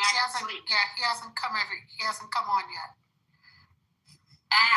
This is so good, you guys. Thank you for hanging out with us in the 420 house, because I'm just tickled pink over here.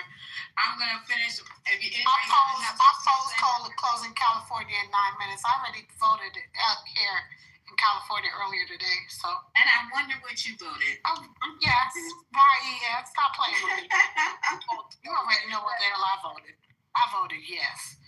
Yes to Prop 50. Hello, thank you. Beautiful state. Ma'am, would you say that? It closes at 9 o'clock. I mean 8 o'clock in 9 minutes. In 9 minutes. I meant to say 9 minutes at 8 o'clock. Closes at 7 Central. I voted on a lot of infrastructure stuff.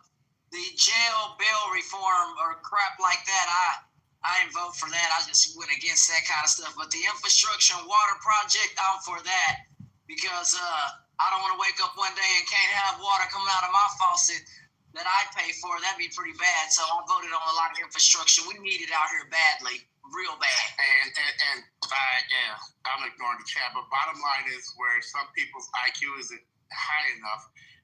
You know, we get that New York is a Democratic. Yeah, but Virginia's not. Exactly. So fuck out of here. Exactly. Fuck out of here, dummy. Fuck out of here, dummy, because it was flipped. It actually was red, dummy. The significance in New York is, look at the turnout. It's over 2 million people came out, and it hasn't happened like that. Over 30 years. Right. Yeah, that's a statement to be made. People have had enough, and that's going to be the case throughout the entire country. That's going to be the case throughout the entire country. People have had enough. That's right. You start messing with people's food, and it's already bad. The prices are high. Then when you tell them that you're not going to help them get the fucking food, you think people are really going to look past this? Y'all picked the wrong hill to die on. Your mama is a slow ass, dummy.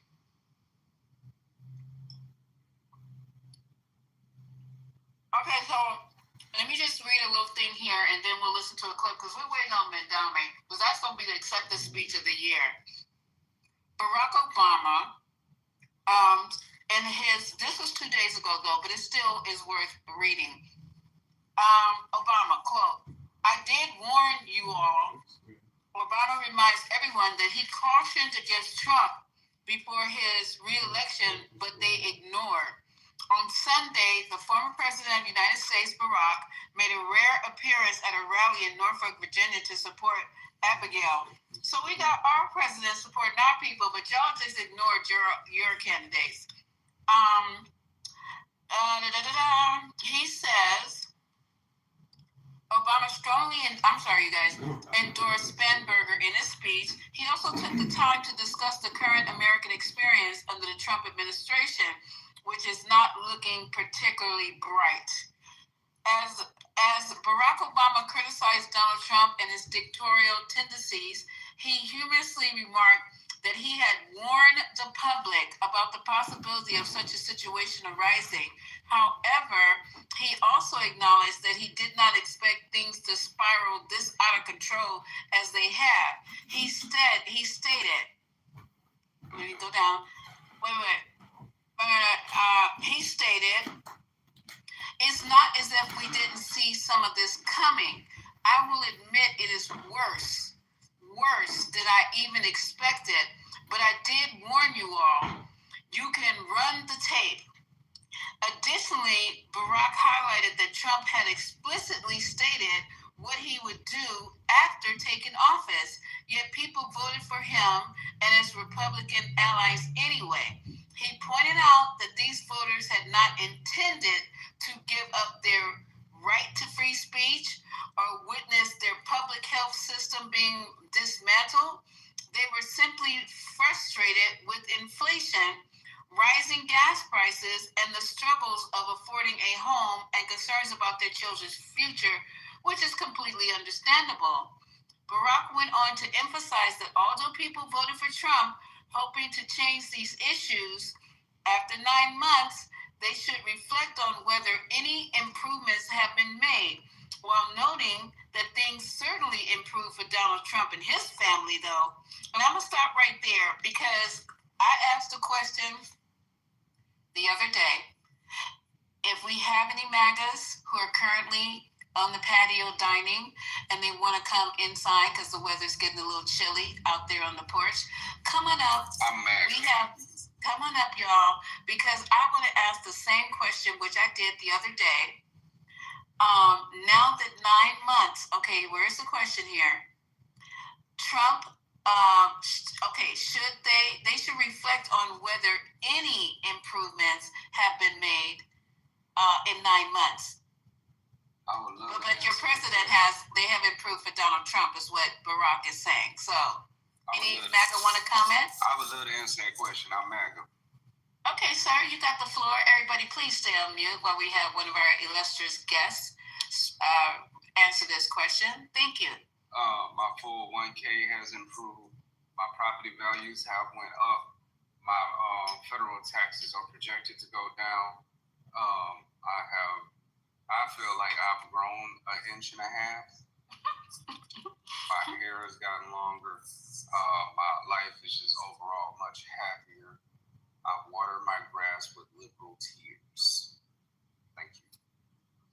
So if your taxes are projected to go down, I got a question. If your taxes are projected to go down, did you not get a tax refund this year? I haven't filed for 2020. Oh, so you behind on your taxes? Oh. No. Okay. You talking about for last year? For the last 5 years. So you didn't file in April? Yeah, I just filed because I did an extension, so I filed in October. Oh, so you broke? Oh, okay. What they got to do with me then? What? But you said you said you projected for your taxes to go down. Go down next year. But they should have went down this year because MAGA is in charge. Remember? No.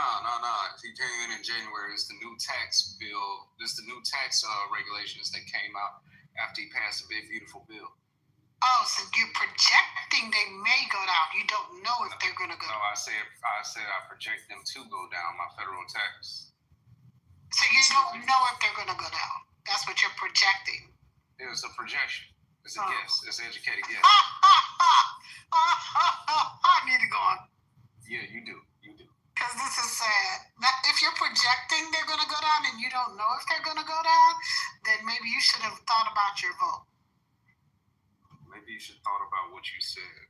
No, I don't have to think about what I said because here's the thing. If you do not know what the tax code is that you voted for in the big beautiful bill and you didn't read it, and you're saying that you're projecting that your taxes are going to go down and you don't know whether because the bill will tell you whether or not your taxes are going to go down or up.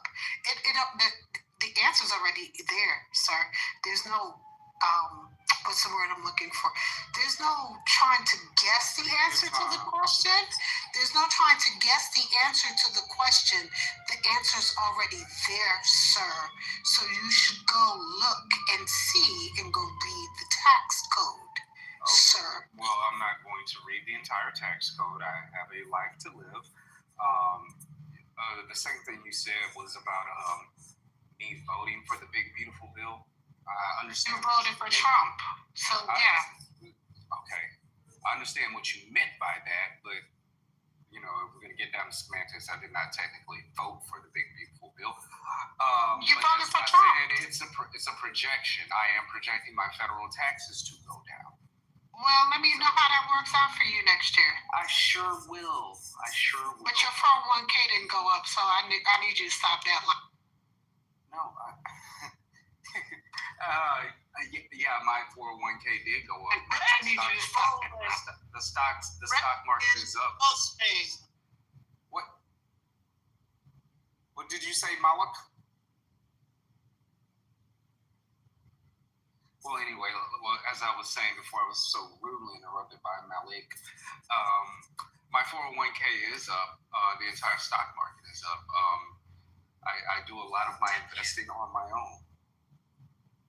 So, Which one is it? Your 401k went up, or you do investing on your own? Because those are two separate issues. I understand those are two separate things, but yes, I do both. I take out money and I invest on my own, and I do have a 401k, and they are both up, way up.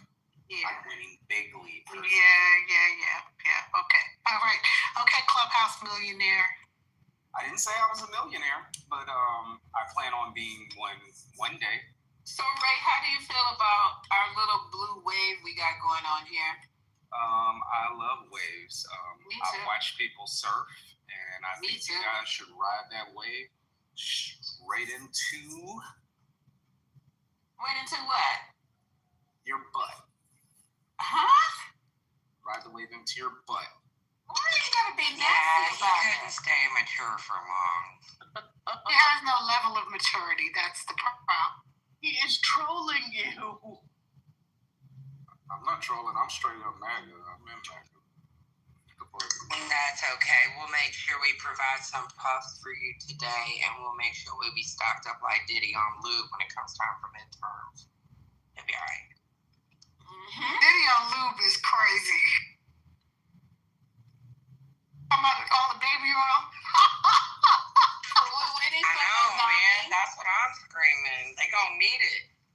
How come Notorious is quiet? Notorious, you don't even know who's on stage. Hi, Notorious. Welcome.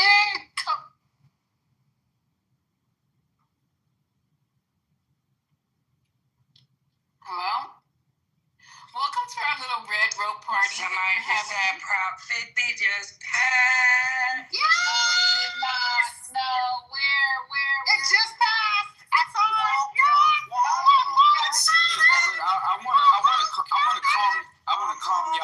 I want to calm y'all down with this, right? It's okay. The proper way to redistrict a state is the way that Greg Abbott did it.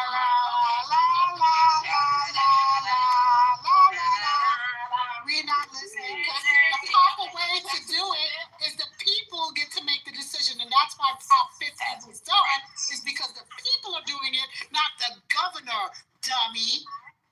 Well, the people of Greg Abbott's state would have No, the voted people for did him. not get to do it. Greg Abbott made the decision for the people. Say that. That's the problem. The people of his state. The people of his state would have done it. But they didn't. Riz, just because you're louder doesn't mean you're right. But they didn't.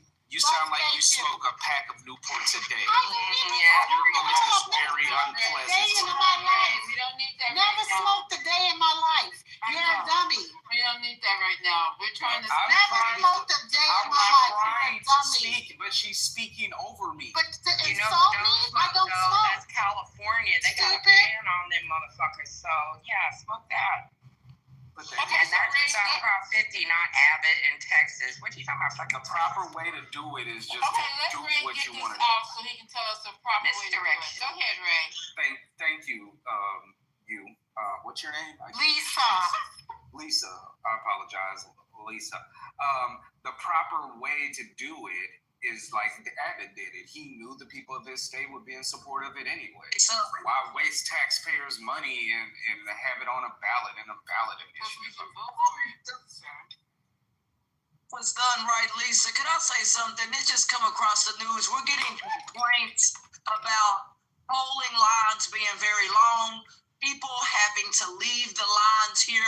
This is a shamble. It's really a shamble that's going on over in Collin County. They sitting up here They should be ashamed of themselves. paper ballots by hand. Sir. That's a Republican state for you. Okay, so can you please reiterate what you said? Because I only heard a portion of it because somebody cut you off. No, go ahead, Ashton. Can you just, you know what, this stage, okay, listen, guys. My mods, I need to have your support right now. I cannot do this like this. I was gone for about 15 minutes. I had to get somebody out of jail in Atlanta. Lord have mercy. That's important. That is majorly important. Okay. Quiet. Yeah. But go ahead, Ray. No, it was Ashton who was trying to tell us something that was going on. I was trying to be in support of Ashton with my comment. Yes, sir. I was going to say that is a shame. They should be embarrassed of themselves by not having enough polling stations. Because I got reports from people, like in my church, like we be working the polling stations, and they said that like in this big suburb outside of Sugar Land, Texas, they only had 10 polling stations in the polling place for people to vote. And I feel like they should be ashamed of themselves. I'm embarrassed for that. Because even though I'm MAGA, I do believe in the democratic process. But you can't be MAGA and believe in the democratic process. You can't tell me what I can believe in. Because that's not how MAGA works. They don't care about the democratic process. How you gonna they tell care about me what I believe in? That's not how MAGA works. That's what I'm explaining. I'm telling you what I believe in. How you gonna tell me? You may believe that, but MAGA does not believe that. That's what I'm explaining, sir. MAGA does not believe that. So maybe you may want to think about who you're aligning yourself with, because MAGA does not believe that. That's all I'm saying to you, sir. Welcome to the stage, Trinity. What's up? This is a good night for everybody. This is like Christmas. It was good. What say you? And then I'm going to come back to you, Ray, because you mentioned your church. So I want to come back to you and ask you, how does your church feel about starving children? But go ahead, Trinity. Hi. Hey, sweetheart. Just real quick, outside of Sugar Land, that's Fort Bend County. That's a Republican county. Collin County, which is also, I guess, had complaints. That's Plano McKinney. That's also a Republican county. We had some long lines. Even the line here where I live was a little bit long at lunchtime, but then it died down. But I don't think, I haven't heard of any like major problems. And like if you hear the problems in Bexar or Harris County, that's Houston, that's San Antonio, those are the strongholds of Democratic places. So I just wanted to clarify. Thanks for telling me about where I live and the populace and how they vote. I really needed that. Madami is getting ready to come on, so you guys go ahead. I mean, I'm not stopping you, but as soon as he comes on, I'm gonna bring them on. So you was asking me about my church, right? And how we feel about starving kids. So we got 4 big refrigerator trucks. We packed them full of food, and we fed about 2,000 families and people. We got them turkeys for Thanksgiving. There's 44 million people on food assistance, sir. 40 million. Yeah, my Texas town ain't gonna change. Ma'am, I ain't got enough. We ain't got enough funds for 44 million people. I'm just telling you how I try to make a difference in my neighborhood and my community. But we wouldn't even have this problem, Ray, about us trying to feed children. Let's forget about the grown-ass adults. The innocent kids that their parents are scrambling, trying to figure out how they're going to feed them through the end of November. Their parents need to make better life decisions. I ain't got nothing to do with that. Wow. So because they're working parents, people are working that are getting EBT. Right. This is my point about MAGA. How just disgusting and how low down these people. People who are working, people who actually have a job. Disgusting and low down. You are low down and disgusting. I don't need you here to judge. I said what I said. I said what I said. Wait, where do you live in Houston, my man? I'm not giving you my address, boy. I don't know you like that. What part of it? Call me boy. Wow. Yeah, So I'm Sean from called Klein. Kitover? Oof. Let Trent speak, you guys. Say on mute, so because I don't want him to think that I'm not appreciating the fact that he's up here trying to add to the conversation. Go ahead, Trenty. Yeah. So Ray, I'm from Klein. I grew up in the Champion Forest area. Okay, if you know where that is. I've been. You said you lived near Sugar Land. I used to live in Stafford. I worked at Finnegan Auto Group, so I know the area well. That's why I was asking what part of Sugar Land were you in? I'm from Sunnyside. Oh, you're from the hood. Don't call Sunnyside the hood. There's a lot of wonderful people from Sunnyside. I don't like that phrasing and that terminology. Don't call majority black neighborhoods the hood. It's a neighborhood. Sir. Look, guys, the fact that people are going without meals, and I didn't know that Ray was a Republican. Whatever the case may be, Ray, you got to put all that aside and show the love of Christ, real talk, for real, and start to help people in whatever way possible that you can. I completely understand that, but I don't want to cut you off too hard. But I got a confession. I feel so fucking dirty and nasty pretending to be a Republican and saying those foul things I said. Trent, I will never be your friend, and I'm never going to tell you where I'm from. I want to apologize to my ancestors for pretending to be such a dickhead just then. Rez, I don't know you very well, but I was trolling. Lisa, I was trolling. Oh my God. That's not nice. I gotta take another fucking shower. I feel like I just had sex. That's not nice. I feel like I just had sex with somebody who I know had chlamydia. I feel so nasty and dirty.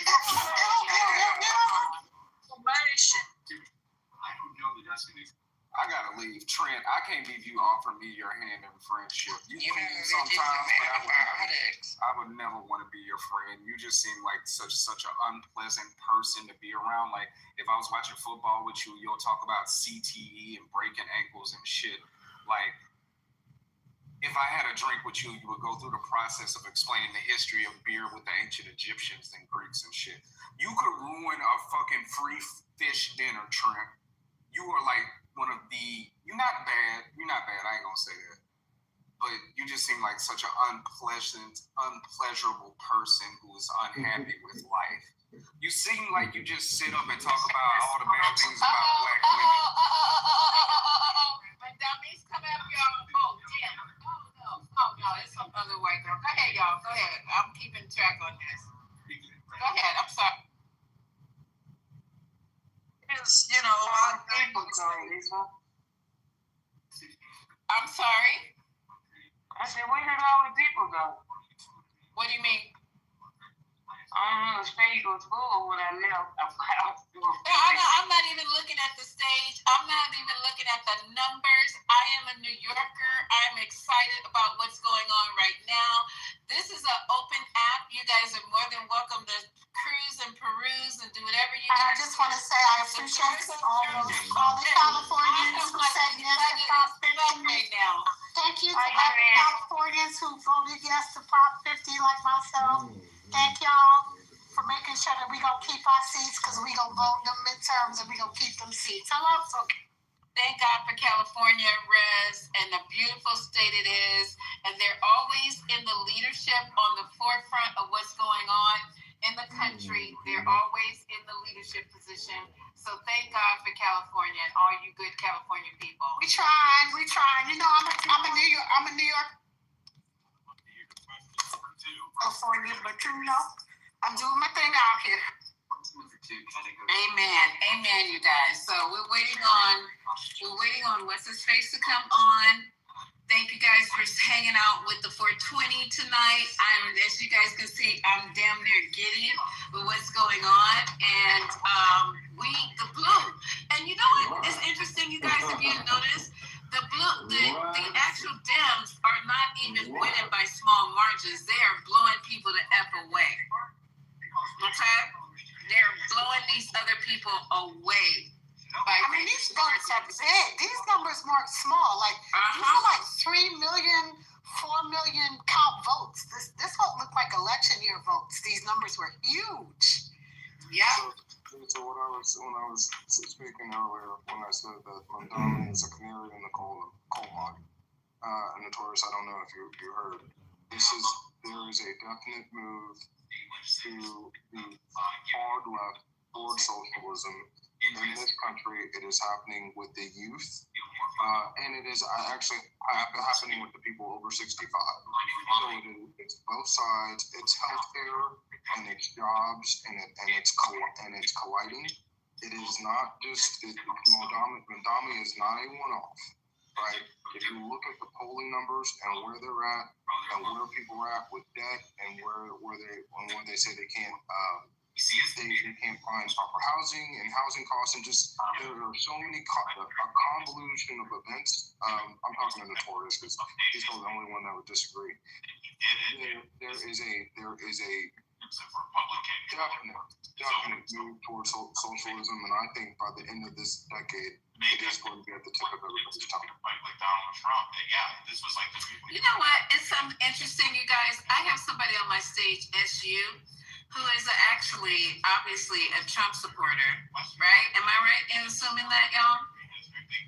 So this person's been on the stage for quite a while. So hey, SU, do you have anything to add? Because this is not going to be an all-nighter. We want you to definitely jump in and get your opportunity. It's a safe space. I just like to listen to how clueless you guys are, to be honest. It's pretty entertaining. Sometimes I think you guys are even like funded by like USAID or something, you know, like it's just ridiculous, like how blind you guys are. Okay, so wait, hold on, you guys, hold on. I just got him to start talking, and now y'all want to come off mic. No, he's always letting me know it, boy. They blow all of us a year worth of condom. Like the amount of corruption that has been exposed in the Democratic Party under the Trump administration is ridiculous. Oh my goodness. I don't understand how you guys can continue. Wait, y'all stay muted for just a second. So the amount, okay, let him speak. Is that a period or a comma right now? Yes, it's monthly period. More like a period. So I just have a question while we're waiting for Mondami to come on. So all this corruption was not when Donald Trump was in office in 2017? Absolutely, it was. Absolutely. Okay, and it wasn't in when Nixon, maybe what's the old actor Ronald Reagan? It wasn't just the same group of Democrats have been in power for the last 60 years. Wait, what? They've just been using puppets. Are you on drugs? Just like Are you on drugs? He did a third term. Sir, how old are you? Remember Bud Reagan? Hold on. Sir, how old are you?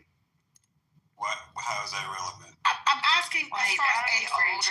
Just give me age. No. Give me age range. You ain't even gotta tell me yet. He's old. I know. This I definitely know. But what age range are you in?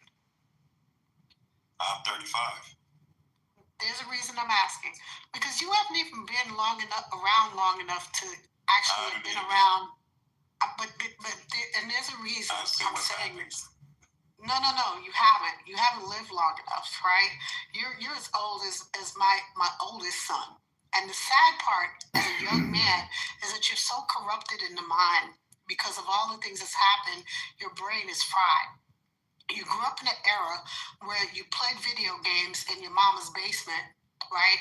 That unfortunately you haven't still come out your mama's basement, and you're still stuck and still angry that you feel that the world owes you something. And I don't know what you think that the world owes. I don't know what you think the world owes you, but the world don't owe you anything. Right. So when you come out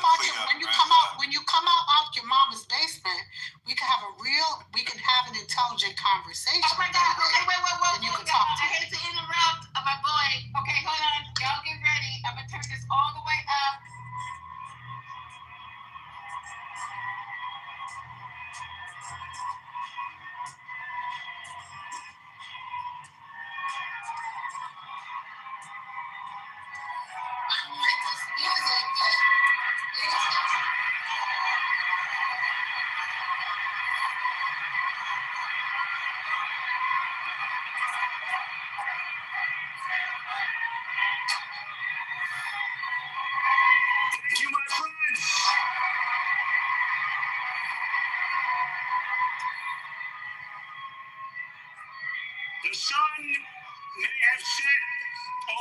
City this evening. But as Eugene Debs once said, I can see the dawn of a better day for humanity. For as long as we can remember, the working people of New York have been told by the wealthy and the well-connected that power does not belong in their hands. Fingers bruised from lifting boxes on the warehouse floor, palms calloused from delivery bike handlebars, knuckles scarred with kitchen burns. These are not hands that have been allowed to hold power. And yet, over the last 12 months, you have dared to reach for something greater. Tonight, against all odds, we have grasped it. The future is in our hands. My friends, we have toppled a political dynasty.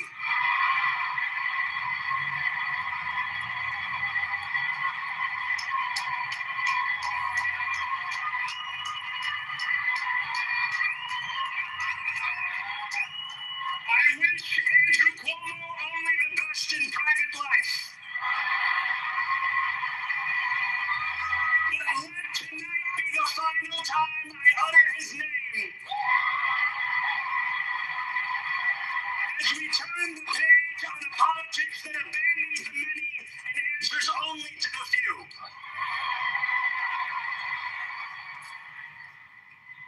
New York, tonight you have delivered. A mandate for change. A mandate for a new kind of politics.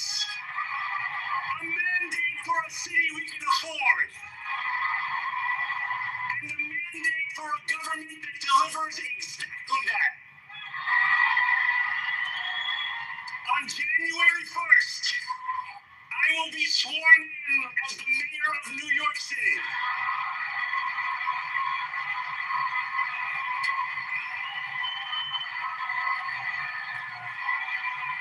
And that is because of you. So before I say anything else, I must say this. Thank you. Thank you to the next generation of New Yorkers who refused to accept that the promise of a better future was a relic of the past. You showed that when politics speaks to you without condescension, we can usher in a new era of leadership. We will fight for you because we are you. Or as we say on Steinway, Anaminkum wa ilaykum.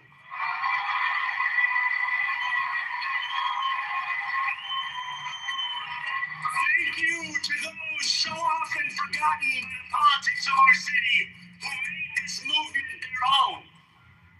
I speak of Yemeni bodega owners and Mexican abuelas, Senegalese taxi drivers and Uzbek nurses, Trinidadian line cooks and Ethiopian aunties.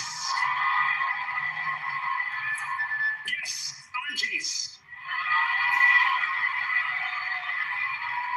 To every New Yorker in Kensington and Midwood and Hunts Point, know this.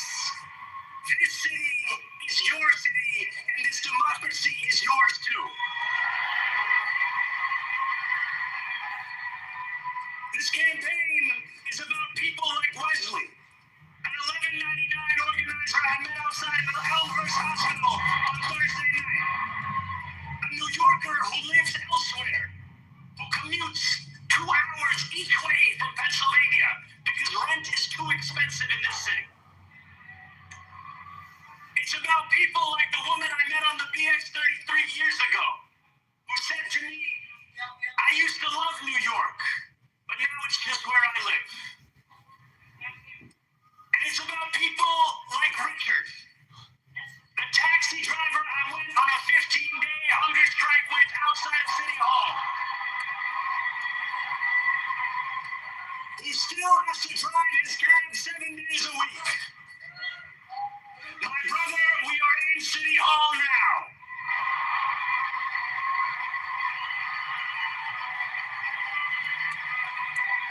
This victory is for all of them. And it's for all of you.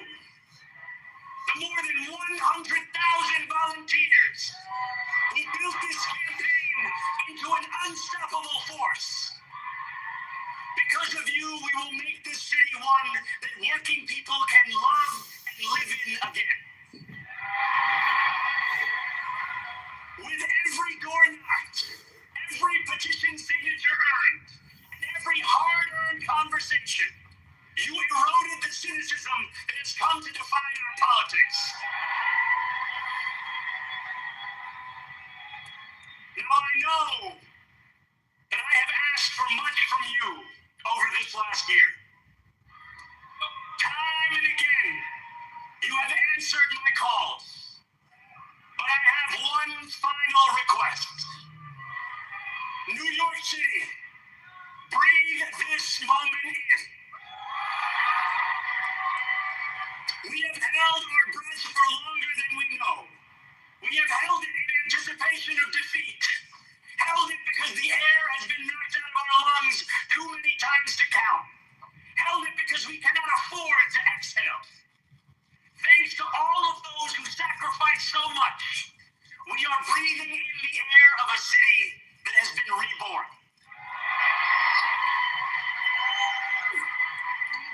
To my campaign team, who believed when no one else did, and who took an electoral project and turned it into so much more, I will never be able to express the depth of my gratitude.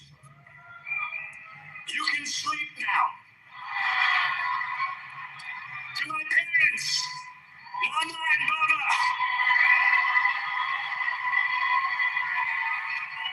you have made me into the man I am today.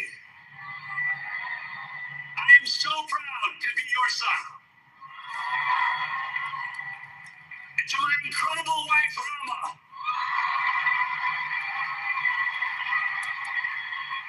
Hayati, there is no one I would rather have by my side in this moment and in every moment.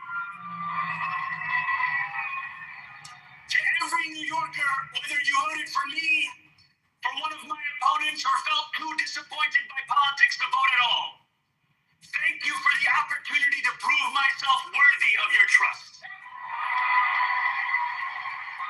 I will wake each morning with a singular purpose: to make this city better for you than it was the day before. There are many who thought this day would never come, who feared that we would be condemned only to a future of less, with every election consigning us simply to more of the same. And there are others who see politics today as too cruel for the flame of hope to still burn. New York, we have answered those fears. Tonight we have spoken in a clear voice. Hope is alive. Hope is a decision that tens of thousands of New Yorkers make day after day. Volunteer shift after volunteer shift, despite attack ad after attack ad. More than 1 million of us stood in our churches, in gymnasiums, in community centers, as we filled in the ledger of democracy. And while we cast our ballots alone, we chose hope together. Hope over tyranny. Hope over big money and small ideas.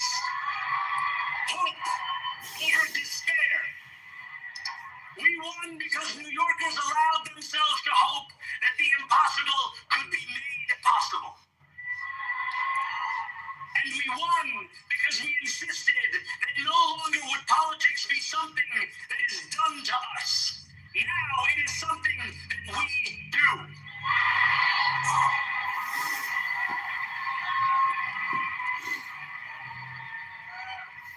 Standing before you, I think of the words of Jawaharlal Nehru. A moment comes but rarely in history when we step out from the old to the new, When an age ends and when the soul of a nation long suppressed finds utterance. Tonight we have stepped out from the old into the new. So let us speak now in clarity and conviction that cannot be misunderstood about what this new age will deliver and for whom. This will be an age where New Yorkers expect from their leaders a bold vision of what we will achieve, rather than a list of excuses for what we are too timid to attempt.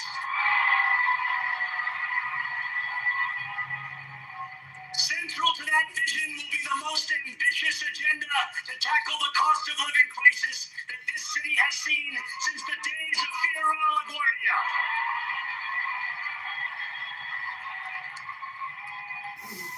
An agenda that will freeze the rents for more than 2 million rent-stabilized tenants.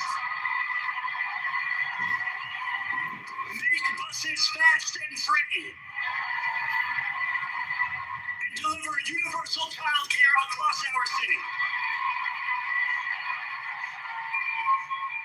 Years from now, may our only regret be that this day took so long to come. This new age will be one of relentless improvement. We will hire thousands more teachers. We will cut waste from a bloated bureaucracy. We will work tirelessly to make lights shine again in the hallways of NYCHA developments where they have long flickered. Safety and justice will go hand in hand as we work with police officers to reduce crime and create a department of community safety that tackles the mental health crisis and homelessness crises head on. Excellence will become the expectation across government, not the exception. In this new age we make for ourselves, we will refuse to allow those who traffic in division and hate to pit us against one another. In this moment of political darkness, New York will be the light. Here, we believe in standing up for those we love. Whether you are an immigrant, a member of the trans community, one of the many black women that Donald Trump has fired from a federal job, a single mom still waiting for the cost of groceries to go down, or anyone else with their back against the wall. Your struggle is ours too. And we will build a city hall that stands steadfast alongside Jewish New Yorkers and does not waver in the fight against the scourge of anti-Semitism. Where the more than 1 million Muslims know that they belong. Not just in the 5 boroughs of this city, but in the halls of power.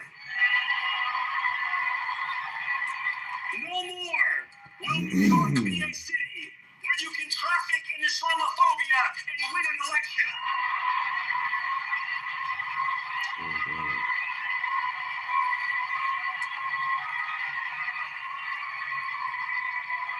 This new age will be defined by a competence and a compassion that have too long been placed at odds with one another. We will prove that there is no problem too large for government to solve and no concern too small for it to care about. For years, those in City Hall have only helped those who can help them. But on January 1st, we will usher in a city government that helps everyone. Now I know that many have heard our message only through the prism of misinformation. Tens of millions of dollars have been spent to redefine reality and to convince our neighbors that this new age is something that should frighten them. As has so often occurred, the billionaire class has sought to convince those making $30 an hour that their enemies are those earning $20 an hour.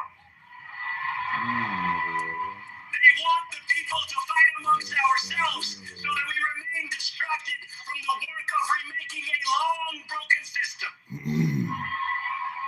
We refuse to let them dictate the rules of the game anymore.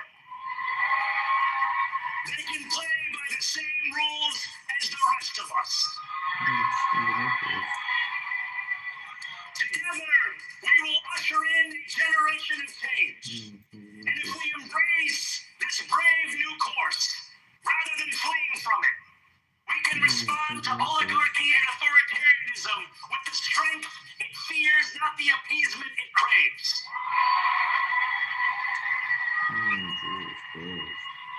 After all, if anyone can show a nation betrayed by Donald Trump how to defeat him, it is the city that gave rise to him.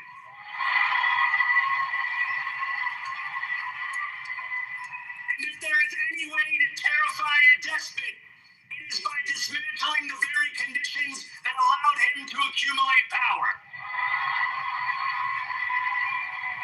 This is not only how we stop Trump, it's how we stop the next one. So Donald Trump, since I know you're watching, I have 4 words for you. Turn the volume up.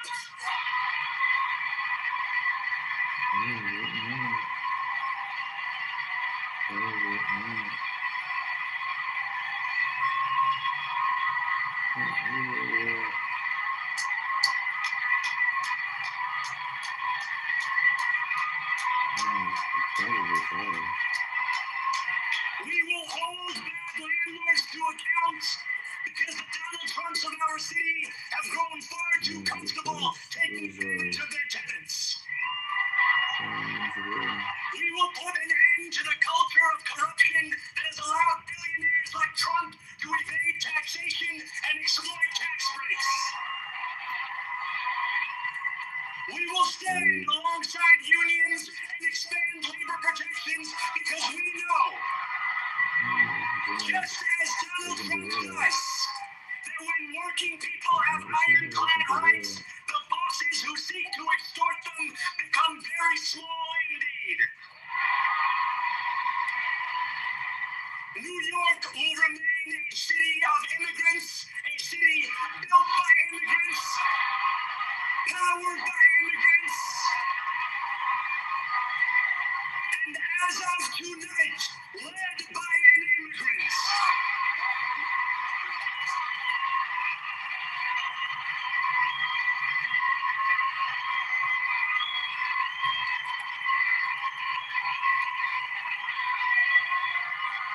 So hear me, President Trump, when I say this.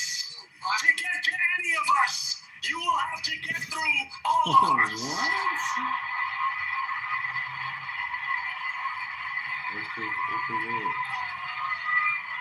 When we enter City Hall in 58 days, expectations will be high.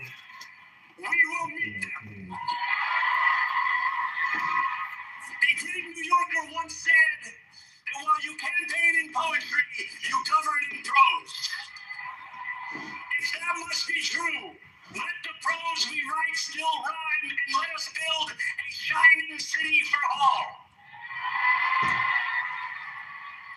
And we must chart a new path, as bold as the one we have already traveled. After all, the conventional wisdom would tell you that I am far from the perfect candidate.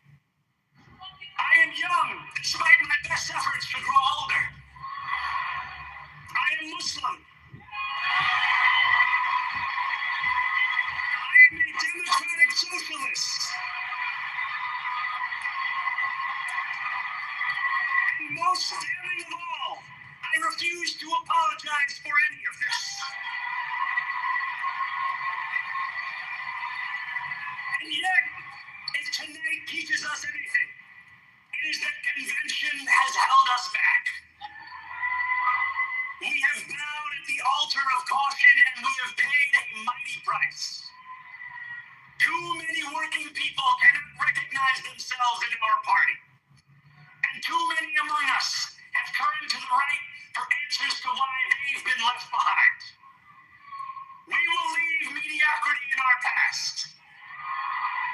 No longer will we have to open a history book for proof that Democrats can dare to be great. Our greatness will be anything but abstract. It will be felt by every rent-stabilized tenant who wakes up on the first of every month, knowing the amount they're going to pay hasn't soared since the month before. It will be felt by each grandparent who can afford to stay in the home they have worked for, and whose grandchildren live nearby because the cost of childcare didn't send them to Long Island. It will be felt by the single mother who is safe on her commute and whose bus runs fast enough that she doesn't have to rush school drop-off to make it to work on time. And it will be felt when New Yorkers open their newspapers in the morning and read headlines of success, not scandal. Most of all, it will be felt by each New Yorker when the city they love finally loves them back. Together, New York, we're going to freeze up. Together, New York, we're going to make buses fast and together, New York, we're going to deliver universal. Let the words we've spoken together, the dreams we've dreamt together, become the agenda we deliver together.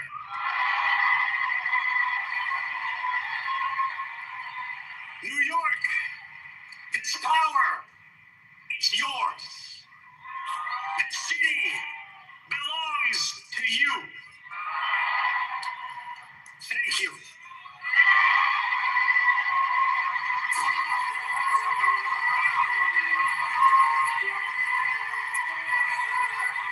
As you listen to the speech of Zoran Mondani, mayor-elect of New York City, you've asked yourself this question: was that a victory speech to become mayor of New York, or the acceptance speech at the Democratic National Convention?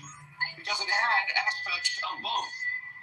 Lots of granular references to things to be done in New York City, but also very lofty rhetoric about a turnstile moment for the Democratic Party, setting aside mediocrity and caution, and pursuing grand ambitions, and referring to the President of the United States as a tyrannical despot that would be challenged first and foremost by this newly elected mayor of New York City. And interestingly, the first name to appear in Zoran Mondani's acceptance speech, Eugene D. Debs, who was a founding member of the Industrial Workers of the World, a 5-time Socialist Party of America candidate for president. He ran for that office in 1920, the 5th time from a prison cell. Why? Because he challenged the draft for World War I. To have Eugene Debs mentioned first and foremost by Zoran Mondani puts this speech in that kind of socialist, progressive, historical context. Robert Costa, yours. Okay, there y'all go. There's the new mayor of New York City. What say y'all? I say that is inviting, that was inclusive, that was diverse, that is what we need. That is the helm of what the Democratic Party needed. Some pushback, some real conversation. I don't find any of this funny. I find this to be refreshing. And for people to finally say it as it is, that Trump is a bully, he's a piece of shit, and we're tired of his bullshit. Bottom line. Trump, I hope he gets another term. I'm sorry, Cypher, go ahead. I didn't hear you, babe. What's up, love? How you doing, Liz? Hi, Cypher. What's up, love? What's up? You know how I feel about Teflon Donnie and all his baby mommies. That's my guy. He's out there kicking ass and taking names, doing what he was sent to do. The Lord's work is being put in motion. He got all these people in their emotions, and none of them are really operating in logic. And they need a leader that is actually going to do what he says he's going to do. Starving people is starving. Wait, Rez, don't cut the man off. Let him get his thoughts out. Okay, go ahead, Tom Cypher. Yeah, you know, and I understand the emotional aspects, but when people take their emotions out and really look at the logic and the logistics of things as they are, you might be able to see things differently, right? Because I'm all for a president that puts his people first. And when I say his people, I'm talking about the American people. There are people that are benefiting, that are illegally in a country that's not their own, benefiting more than the people that built the country, right? There is a issue with SNAP benefits and all that other stuff, but guess who shut down the government, right? Guess who held the government hostage? And it happened, 12 years ago on the same date, October 1st, 2013 with Obama, right? This time, it's the Democrats that shut it down and needed 5 votes. It's 60-40. Now he just went and announced a nuclear option to get rid of that shit so it doesn't happen again. So I think people, if they were educated enough and removed their emotions outside of what they're seeing and receiving from biased media outlets and started looking at, I used to be the same way about, Trump, until I had to take my emotions out and I started looking at things logistically and I'm not as offended. And even if he is what people think he is, guess what? I'm seeking opportunity to exploit and extract resources and options to still maintain and sustain myself in no matter what environment we're in. I see Democrats and Republicans as two wings on the same racist white dragon. I land. I'm trying to figure out, where did you find $40 billion to give to the country of Argentina, right? Where did you find that money to give to the country of Argentina and let their country be okay, but it was okay for you to cut off SNAP benefits for 43 million people in this country when there is a actual emergency fund, and he was ordered by the courts to not cut that contingency fund off twice, and he still has not done what the courts have ordered him to do, right? Even though there's a government shutoff, right? And they do have the nuclear option, because right now the Democrats don't got nothing to do with this. Yes, you may need 5 Democratic votes, but there is a nuclear option, and they used that nuclear option back when they decided to do, the big beautiful bill a few months ago. And if they wanted to open the government back up right now, they could use that same nuclear option. Breaking news. Last truth from Donald Trump. He put ... and now it begins. And what does that mean? Go ahead, Rez. And after you finish, I want the Trumpers to tell me what he's talking about. So I'm nowhere near emotional. I'm just very honest about the fact that we can't play games and we can't BS each other, and you can never BS me when it comes to facts. I don't deal in fiction. So, sir, when you come to tell me nonsense, don't tell me nonsensical things. I deal in truth, not in fiction. And currently, the government is shut down because of the Republicans. They are in power, and all they have to use is the nuclear option, and they could reopen and restart the government tomorrow. They could restart it today. They could restart it in the next 10 minutes. They have the option to do that. They choose not to. They have chosen also to break the law. The law says that they are emergency contingency funds under USDA, which I know because I used to work for the federal government. I retired from the federal government, not once but twice, because you were talking to somebody that retired from USCIS and also retired from the United States Army, one each, 22 and a half years, right? So I know how this works. And USDA, right, has what calls a contingency plan.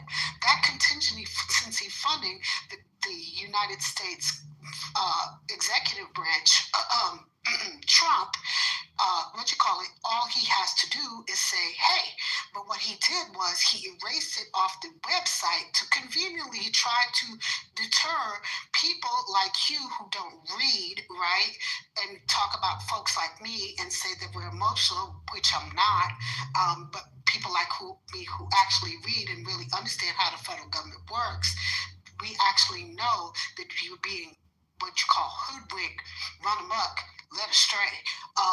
That when a federal government, when an agency then turns around and sues you and says, hey, you have to use those contingency funds because you cannot shut down a actual program that money is earmarked for, and you have to now provide that funding, and then you turn around and say, oh, I'm going to provide it. Then you turn around and say, oh, no, I'm not. Oh, yes, I am. Oh, no, I'm not. Oh, yes, I am. And you keep playing games.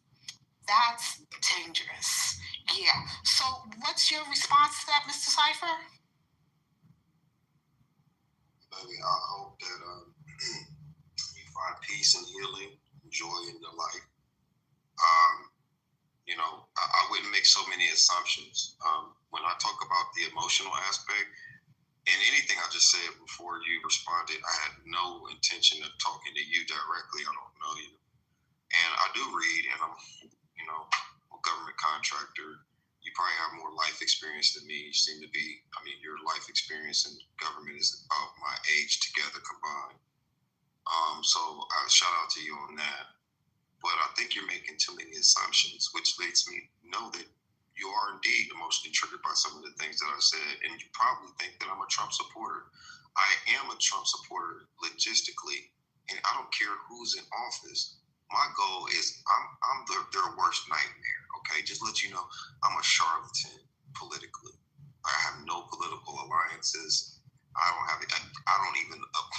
couldn't even get these resources if I wanted. And I'm pretty sure you wouldn't qualify for me. And I'm not that worried about people that are extracting those resources. And for those that do actually need it, what I do actually helps them anyway. And I do pray that they find the resources that they need. So I'm not cold and cut to that, right? However, I don't have to be outraged because you are. And just because I'm not outraged doesn't mean that I'm insensitive to those things. And even if I was, it's really nothing that you could do to judge me. You don't know me, I don't know you, and I'm not here to judge you or your political beliefs. What I would say, though, and by me saying these things in general concept, is for us to remove our emotions so that we can see things differently. See, if you emotionally respond to, can we keep it to 6 seconds? It's too much fun to be had. Tonight we celebrate victories tonight, baby. It's victory tonight, baby. It's not Trump night. Trump has his night last November. It's about Zorhan Mandami tonight, baby. That's what's going on. We celebrate victories, baby. Lisa, can I land in 30 seconds? Okay. Yeah, you said it a whole bunch. You heard that. You repeat yourself. You didn't hear anything. We there's no emotion I'm talking about though, Lisa. We don't care. We have this is emotional. We celebrate emotional, and I yet emotional. We don't care, bro. We don't care. Masculine, black, male. We don't care, bitch. Yeah, look at that sassy sissy shit. We don't care, bitch. And not seconds. Get your seconds. Go ahead, girl. We got Mayor Adams wants to talk to us for a minute. Go ahead, my friend. Yeah, we got. Yeah, go ahead, girl. Don't address me. Go ahead, girl. You see this drag? Go ahead, girl. Now, Lisa, you heard this little faggot call me bitch. Yeah, bitch. Go ahead, girl.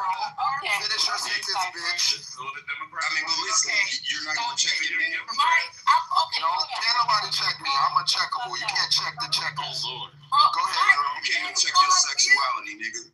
I can't.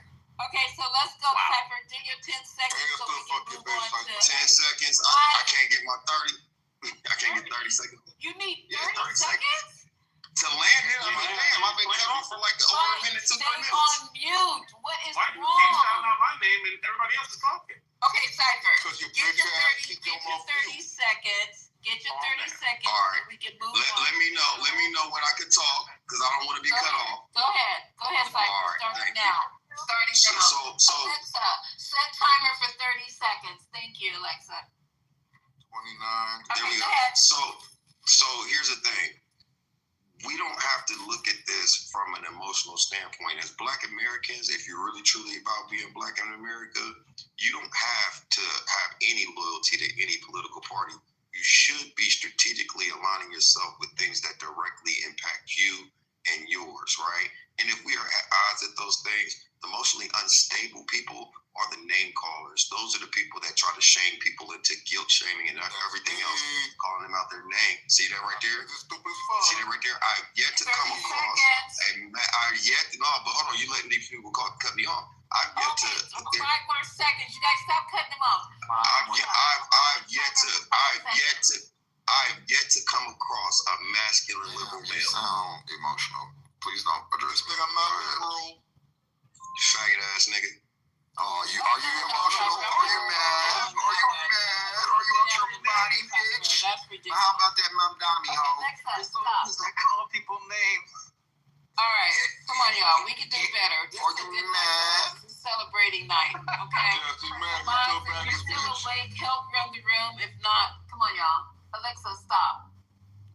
All right. I don't know what's wrong. Mayor Adams looked like he about to cry. So I'm going to let you guys go ahead and talk. If you got something you guys want to talk about really quick before I play him. But he releases a somber video responding to Mamdami's mayoral win. I can't wait to hear it. But y'all go ahead. I hope Mamdami has some good security. All I want to say is he proved security on the side besides NYPD. Why you say that? Why do I say that? Yeah. Are you serious? Because they're gonna cut off. Yeah. coming after him. I mean, he has ISIS. I mean, I'm sure he's covered. He don't have no ISIS. Stop that shit. You are He is literally. I'm Amari. If you don't stop that shit, I'm being really fucking serious. Stop it, and I really fucking mean that. So Stop it. Cause you really gonna piss me the fuck off. Stop it.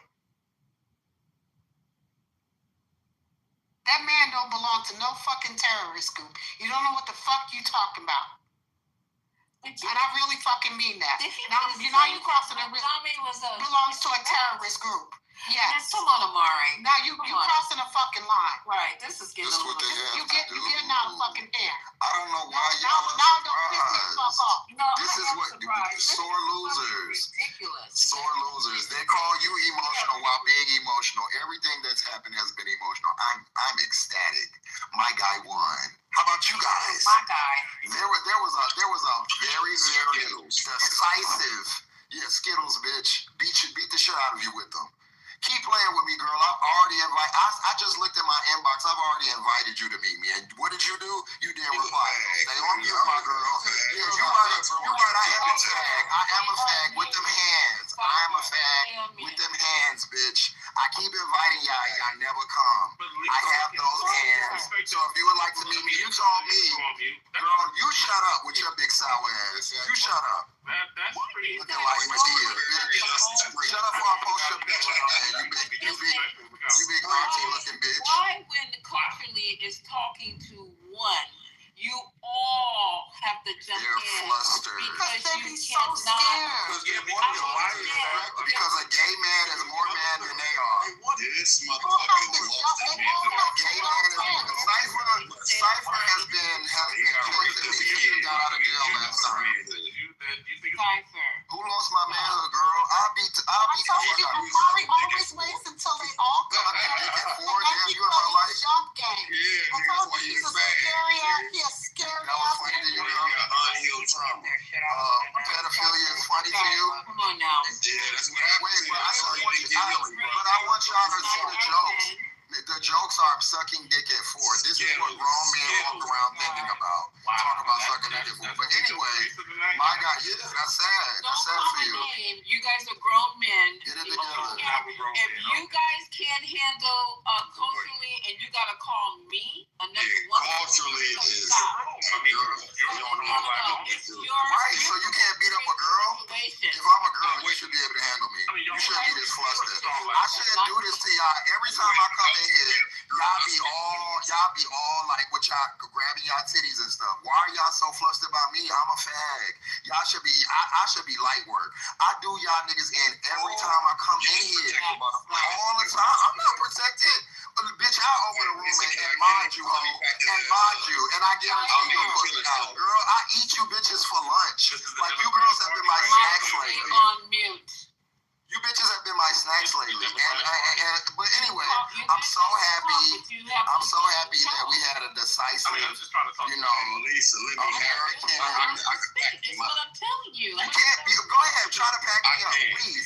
Nobody. All you gonna do is call me a fat girl. You are a jail bar. Oh, no, I'm no, smarter nigga, than you. I'll I make have you more money curious. than you. I'm more pulled up than you. I'll beat your ass. All the things. All the fucking things. You can never fuck with me. Yeah. But anyway, Mom, You got he money won. sucking dick, nigga. However I got it. However I got it. I support You you. a male prostitute. However I got it. However I got it. You think this is a pack up? worried about what dick Do you think this is a pack up? Are you scared? What's the matter with you? Why are you worried about if he's sucking dick? Relax on all that. Okay. Anywho, Mom Dami won.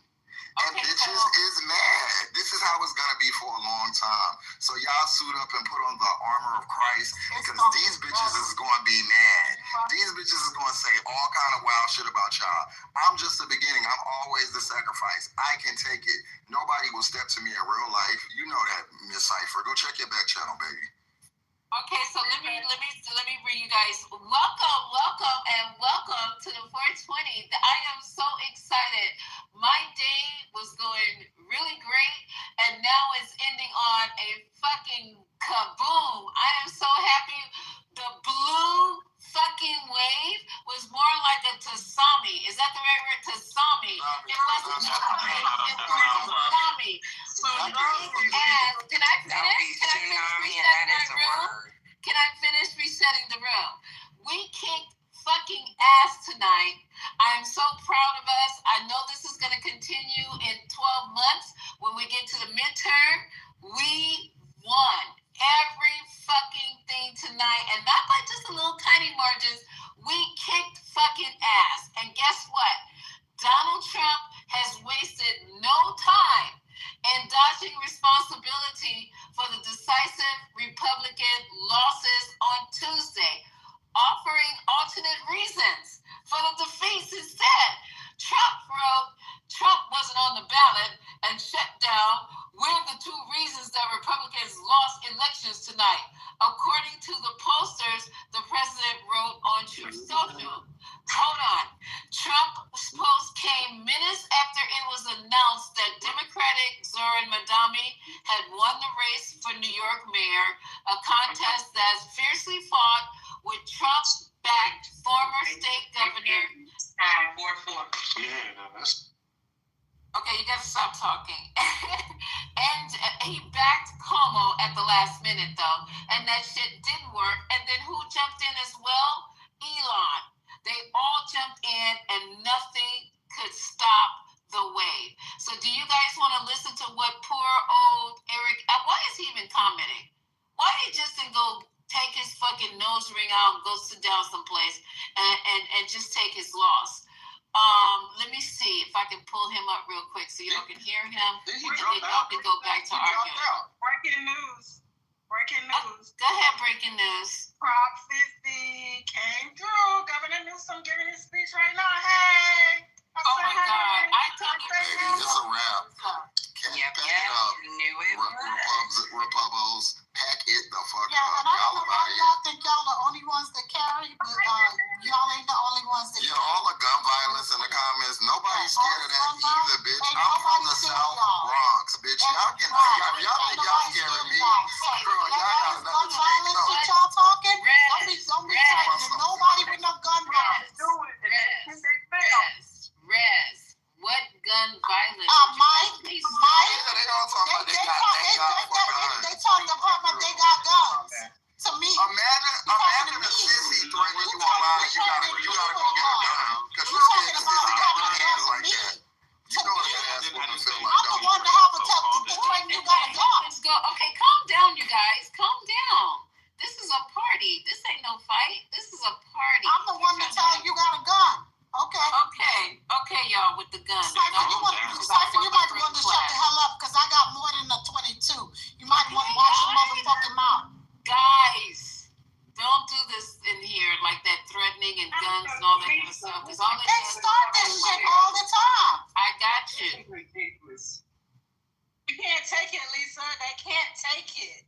Wait, Alexander, what are you saying? Because I'm not having anybody helping me mod, and this is getting really too much work for me to be doing by myself. What you want? If I do what I fucking want to do, it's gonna be a problem. Oh, you gonna drop Alexander? I'm sorry, you're gonna drop the whole stage. I got you. Hold on for a minute. Let me play Mayor Adams real quick. This is crazy work, you guys. Let's keep the party going and let all this violence. Why are you so mad that you got a result of violence? Exactly. It's so violent. That's what we're serious fuck.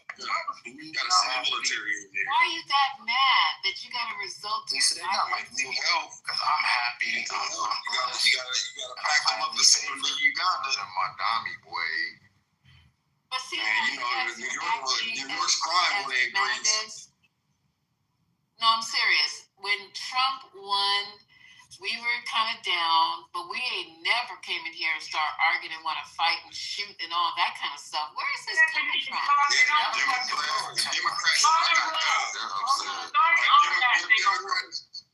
Wait, hold on. Alexander speaking. I'm sorry, what did you say?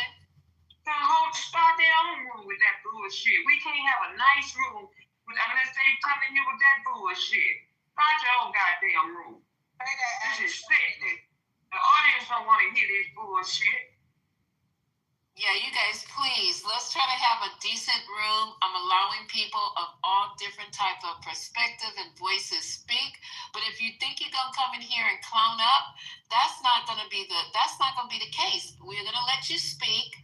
Be respectful. Stop trying to gang up on culturally. This is ridiculous. Y'all grown ass men, but it takes 5, 6, 7 of y'all to deal with one person. Calling people talking about people's combat, talking about people to guns, threatening people. This is the terminology. Listen, you're the one started this. I didn't even start this conversation about that. I did not. I sure didn't. So you're lying. I did not start the conversation. You're lying. Look at the chat. Mike started it. Okay. And this is happening. Mike, you are a liar. You started. If you want to have a conversation, it's a celebration. It's like the ghetto. What's going on? Okay, so I'm just gonna let you guys know. I'm gonna start dropping people off the stage because you're killing my mood, and I'm trying to celebrate tonight. There's so much to celebrate. It really is, y'all. Look at what we've accomplished in just one set of elections. We won everything, and everybody's mad. Lisa, can I ask you to ask your people to vote for my guy for commissioner in Georgia and Clayton County is a black man, Demetrius Collins. Don't vote for him. He's a Democrat. He's a Democrat. That's my brother. No, he's a Democrat. That's my brother. He's a black man too. He's a Clayton County commissioner in Georgia. Go support him. Go ahead, let him talk. Against. I don't know. I think I forget, but you gotta check it. I'm not in Atlanta. I'm in Colombia, South America. So but that's my guy. So all you guys do your due diligence and go and research this black guy, and if his platforms. What's his name again? Demetrius Collins. Put his name in the chat, sir. Clayton County. You gotta tell me. I'm from Atlanta. Yeah, he's a good brother too. He does a lot of stuff in the community, and he's a good brother. I don't give a damn what political party he's with. He's a good man. He's a good brother. All right, y'all. Let me see if I can hook up Mayor Adams real quick. Hey, and shout out to y'all and y'all's wins though, for real. You know what I'm saying? If y'all got black faces in high places to get what y'all want done, then that's good shit. Now, what are y'all gonna do? No black people won today, Cypher. Just for the record.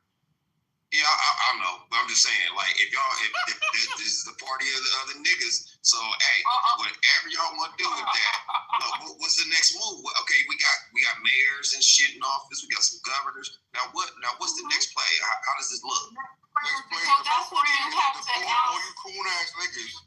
Wait, you guys, I asked nicely, stop taking my platform platform to a whole nother place. Can we just do that? We all professional people in here, all educated people in here. Can we at least reflect that? Not all of us, but yeah, we can. But everybody, we all can. South Bronx. Not when people decide that they want to threaten you. South Bronx with a master's in science, bitch. Because that's what from an Ivy League. Now what do you have? Oh, I got a couple properties in another country. You guys gotta stop. Yeah, because people be saying, "Oh, you're from the South Bronx." You're right. And I went to one of the best high schools in the world, and I went to one of the best schools in the world. How much student debt you got? I don't have any student debt. You know why? Because I went there on scholarship. Okay, can I play Mayor Adams now? 1 second, I want to hear what the response is to so what about the student debt? You got to realize who you're talking to before you talk to them. I don't have any student debt. Everything I got was given to me. You know why? Because I'm a great individual. What are you doing with that degree? How did you monetize it? I live my life. What do you mean? Like, being a male I pay for my life. Not anything that you. But because I'm not on here bragging and letting you know what that's not what people want. That's what I got. I got. No, I didn't ask you. I didn't ask you about what you said. I got properties. I didn't ask you what you own. I'm talking about of educational value. Not right now, and I'm not getting any help. Y'all must have lost your mind. Start your video, Lisa. Start your video.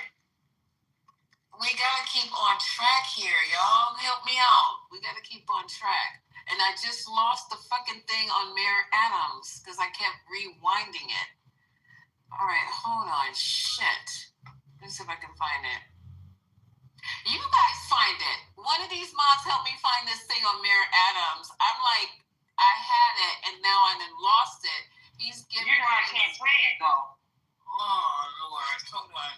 Let's see if I can find it. Look. And it was good because he looked like he was gonna cry, and y'all just messed the whole thing up. He looks literally like he's gonna cry. He wasn't gonna win anyway.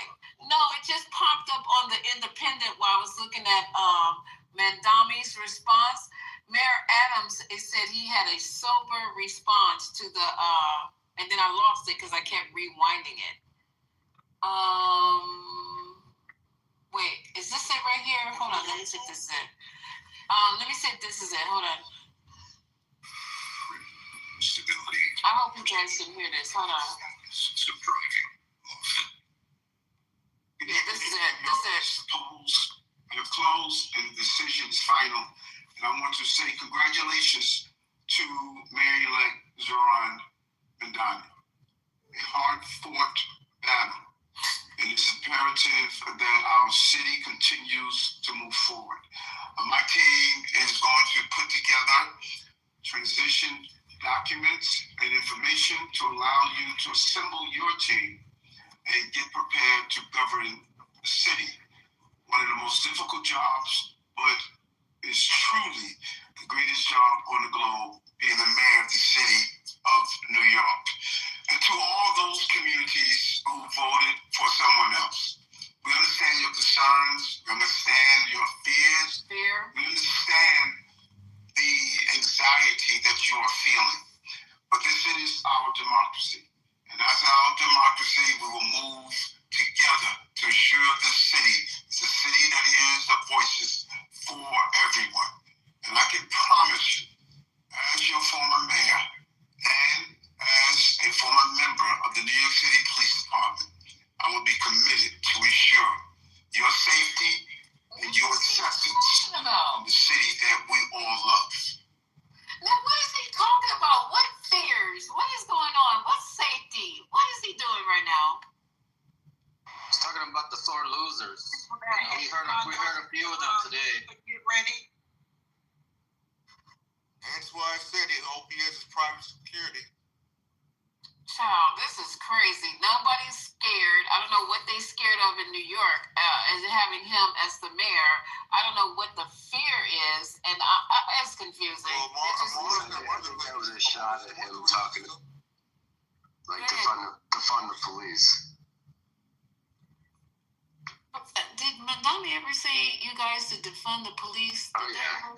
He never said that. That's a lie. But he said tonight. This is just lies. He never said that. I was surprised too, but I looked it up. He actually has said it. But he doesn't know how. That is the problem. Yeah, but in his speech tonight, he literally said to work, work with police, reduce crime, and all that shit like that. So they're gonna make excuses. They're gonna make excuses of it at the end of the day, no matter what. Most what he said was he talked about.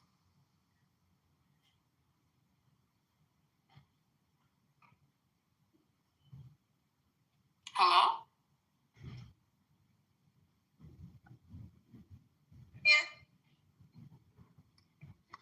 Is it my phone? I can't hear neither one of them, but Jeremy was trying to say something.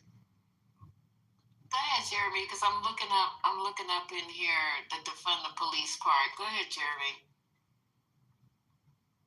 I think I already said it earlier. He was talking about, all the folks that didn't vote for Mamdani, all the folks that are, fearful, all the propaganda that they spewed about him, obviously is making people feel a certain way. So that's what he was talking about.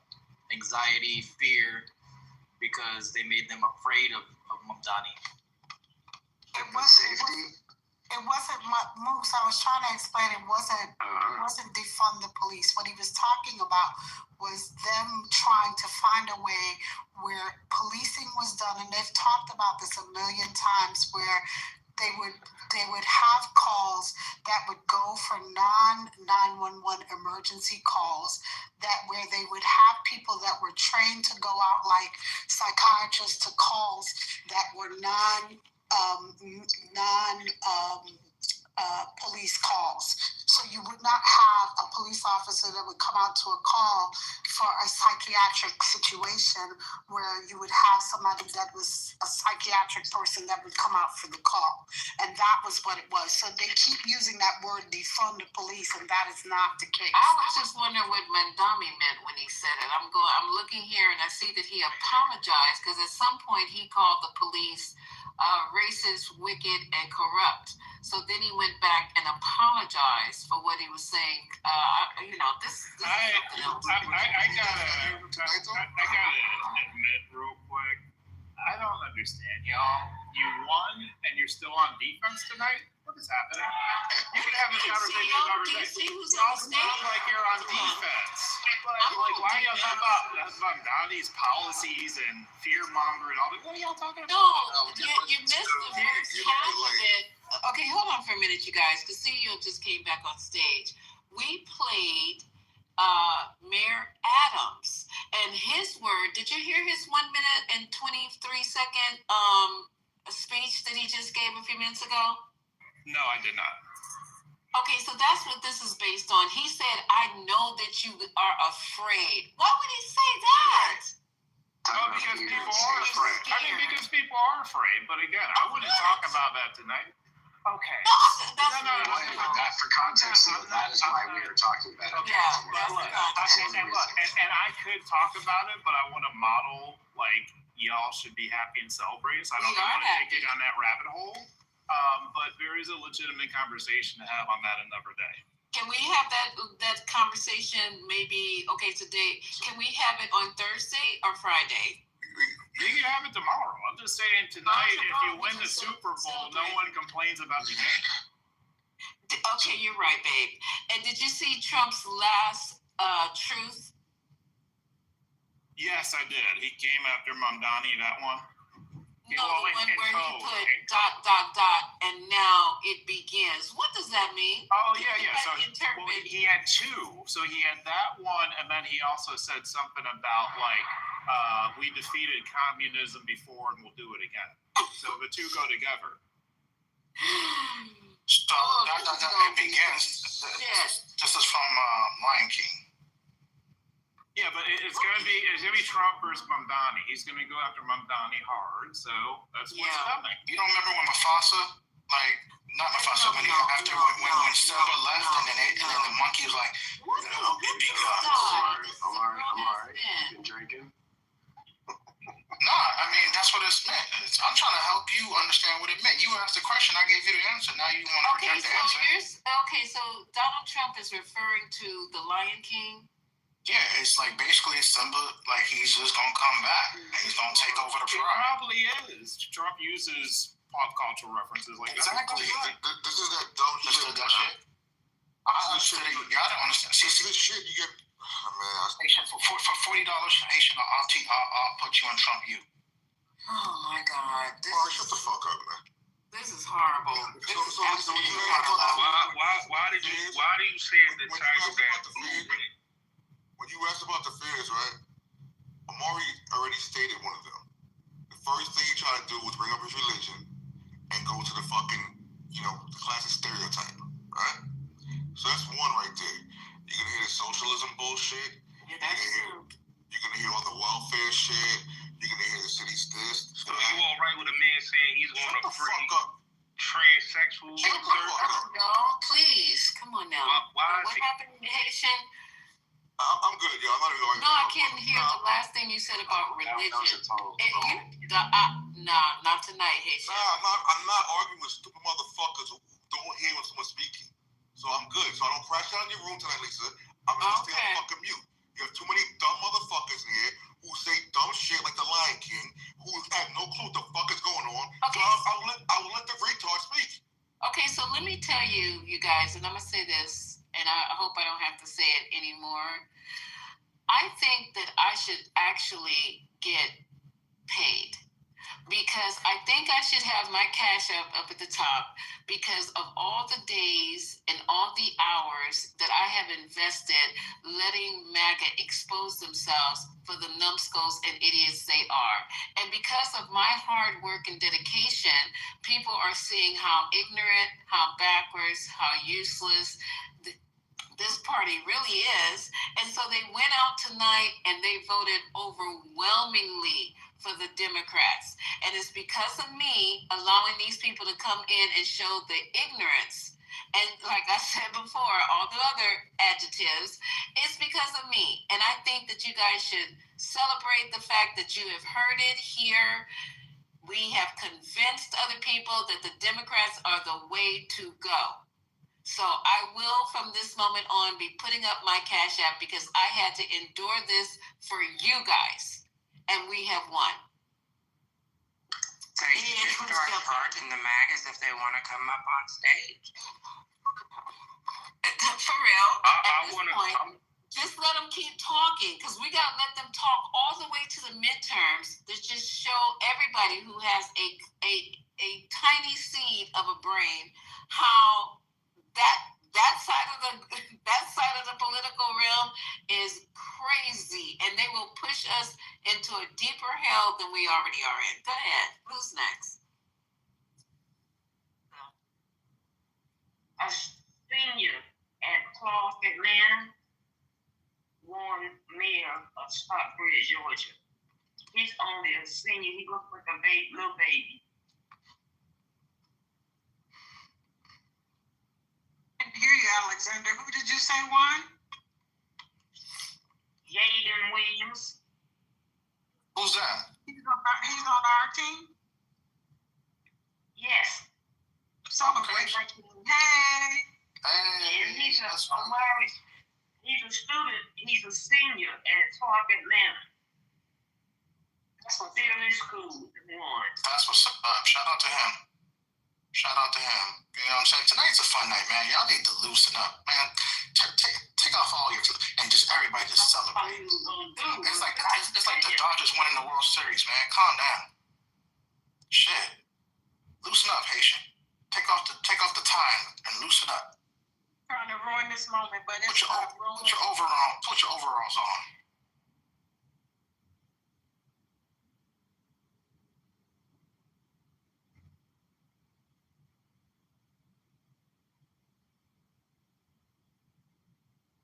Lisa, you over here trying to have a serious conversation on a day to celebrate, man. Can we get some celebrate again? We gotta remind y'all, man. Today's a fun day. What's wrong with y'all? No, I'm serious. We all have to start acting like we got a job to do. We have midterms coming up, and that's what tomorrow girls for? We can get back to business tomorrow. Can we have fun for one night? You can have fun. What are you having fun? Haitian over here acting like he's salty or something. Lisa, your sister is here. Appreciate it. I'm trying to find her. I'm celebrating, y'all. I am very much celebrating the wins that we have accomplished, y'all. Come on. This is a great night. This is too much. Como's embarrassing loss to Mandami in New York ends Como's family political dynasty. It's been put to rest. And it's don't be like that, Lisa. Mario. No, come on, CEO. We need new blood. Don't do that. You're in the matrix. Like that about. You're in the matrix, babe. I can't hear a word you're saying. Hello? Can you hear me? Okay, go ahead. Yeah, I said don't drag the family into it. Mario Cuomo was a great governor, so don't drag the whole thing. I'm reading a headline, baby. I'm not making this up. I heard your voice inflection. Cuomo's embarrassing loss to Mandami in New York City mayoral election ends Cuomo's family political dynasty. You disagree or you agree? I agree. That was better. You said it better that time. All right. And this is a win for just change. It's a win for the Democrats really putting aside all the old ways and coming into the future with these young people. Y'all, come on, don't fight it. Just go willingly. You know what? Changing of the guard. You know what I didn't hear tonight from Madonna, as I didn't hear him say the supermarkets. Like they're gonna have city reps. So he must have took that out of his platform. So he kept it basic. So just because he didn't mention it in his speech doesn't mean it's not on his platform. No, I heard it in his speech. Oh, if he said that speech, okay, because that's gonna be okay. So I think everything else is doable, but the supermarkets, I think that's gonna be harder to get in. I think that might be the one. And raising the taxes, I think that's gonna be hard. I think those are the two things he's not gonna be able to accomplish his first term. I think everything else will get done. So he'll probably go 3 for 5 easily. But Amari, just the fact that he's trying to make those changes, beloved, just the fact that he's trying and he's not withholding anybody's SNAP funds that was already funded. No, that's fair. I mean, if you have city-owned grocery stores, you won't really need SNAP, right? And dairy. No, you still got people that may need SNAP. They want to shop somewhere else.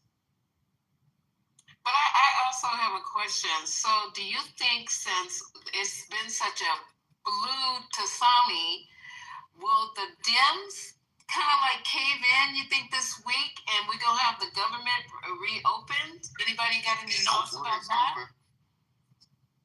They're going to ride this to next year. They could reopen the government. Holy shit, yeah. All right, Haitian. What were you saying, Haitian? The government's going to open up? And they're not going to do it? CEO, stop talking about Haitian, man. What's going on? Go ahead, Haitian. You don't run shit in here, nigga.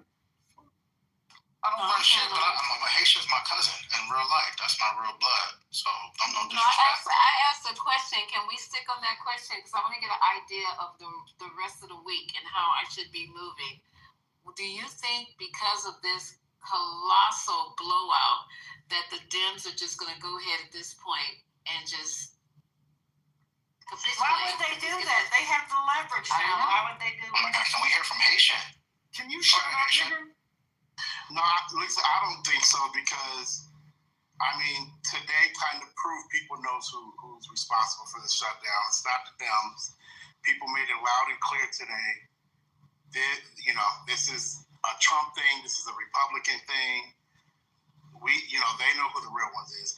And I got a question. So Trump tweeted or whatever he did earlier, I don't know if it was Truth Social or what, that he wasn't going to release the funds for SNAP benefits, even though he funded half of it. I was confused by that. But 12 hours ago, he wrote that he wasn't going to be releasing the funds until Democrats open the government. And that's him not using leverage, huh? Republicans? Because I'm confused with that whole thing because he's. We're not going backwards, man. Today's a party. We'll talk about that tomorrow. I think Amari. like Ray said, stop trying to tell us what we're gonna do. You're gonna mute up. Hey, listen to Ray J. Yeah, I was gonna say, I think the shutdown will end because mission accomplished. What's the point of it now? That's what I'm thinking, CEO. I think it'll continue because healthcare is too important to back down now. After this tsunami, blue tsunami, I think that you hold the line and you continue to utilize the leverage. Now you know the American people have spoken. Yeah, but they why would you? Wait a minute! Don't cut her off. No, my bad. Let it go. Let it go. I got it. I'm sorry, JD. No. I cut you off, Georgia. Go ahead. I think that is too much on the line, Lisa, as far as healthcare, for them to not see that the American people are on their side. As a federal employee, I've missed 3 paychecks, but this is way too important, and this is way bigger than myself. So I hope they hold the line, and I think they will. And we're gonna get a 2-year ACA extension. It's already gonna happen. Seal, you don't even make sense. They didn't do this. The Democrats are not. The shutdown isn't about this election. So I don't understand their logic behind that. So because today's sweet, they should go ahead and open it. It's not about the elections. They did not. I don't understand your logic here. Please explain that. We're gonna get some sort of ACA extension, and they will wrap this up by Monday. Soon said today. Tell me if I'm wrong by Monday. Yeah, but CEO, you didn't say that at first, bro. You literally said mission accomplished. Yeah, exactly. Correct. I mean, the election is a big marker. So. Absolutely. The healthcare is the thing that the Dems are talking about, not elections. They didn't start this because of elections. Soon said today he does not have the votes for Republicans to get to 60 for the subsidies. So I don't think you're going to need a little bit more pushing. I actually think this is still going to go to Thanksgiving. That's exactly what I said. Monday. Nope. My family is directly affected. Monday, when I get back home after this weekend, will be check number 2, we're without. I want them to hold out. Don't be fucking make us go through this shit and not get what you want to get accomplished. Because at this point, the pain is here. We'll be all right. What I will agree with the CEO on is the fact that Republicans are feeling the fear. So in Kansas, they just completely abandoned their efforts to draw out U.S. Congresswoman Sharice Davids from her very blue-ish seat that they tried to draw her seat redder in 22, and she won again by more last time. So what we see is them they basically are afraid of her. She says she's going to run for Senate against Roger Marshall, the United States Senator from Kansas, Republican garbage. And so that's it. They drew her seat out because they were already saying they were going to do it. Today they saw the turnout and they completely abandoned it. So I'll agree with CEO that yes, some Republicans are like, no. This probably will also make the Indiana state ledge say, yeah, we're actually for sure not going to draw out our 2 Democrats because you're an idiot to do that at this point. A lot of them are probably going to back off because you're just going to be completely washed next year if you're up next year. So I'll agree with CEO there. However, we're dealing with retards in the Senate. Some of them are not going to sign on. You need 13 of them to sign on and say we want to give you the subsidies. I mean, you get Murkowski, you get Collins, maybe. Who else is going to say yes? I mean, we all know that one of the no's that we get from the Republican side is Rand Paul, but he would never sign on to that. He doesn't want to ever do anything that adds to the deficit, and deficit spending is what the ACA subsidies would be. So, who are these other Republicans, y'all? Curtis. Here's the thing. Like, I want to make 2 predictions. So one of them is wrapped up by Monday because the political calculus has changed. I'm going to go back real quick to what I want to say about healthcare, right? So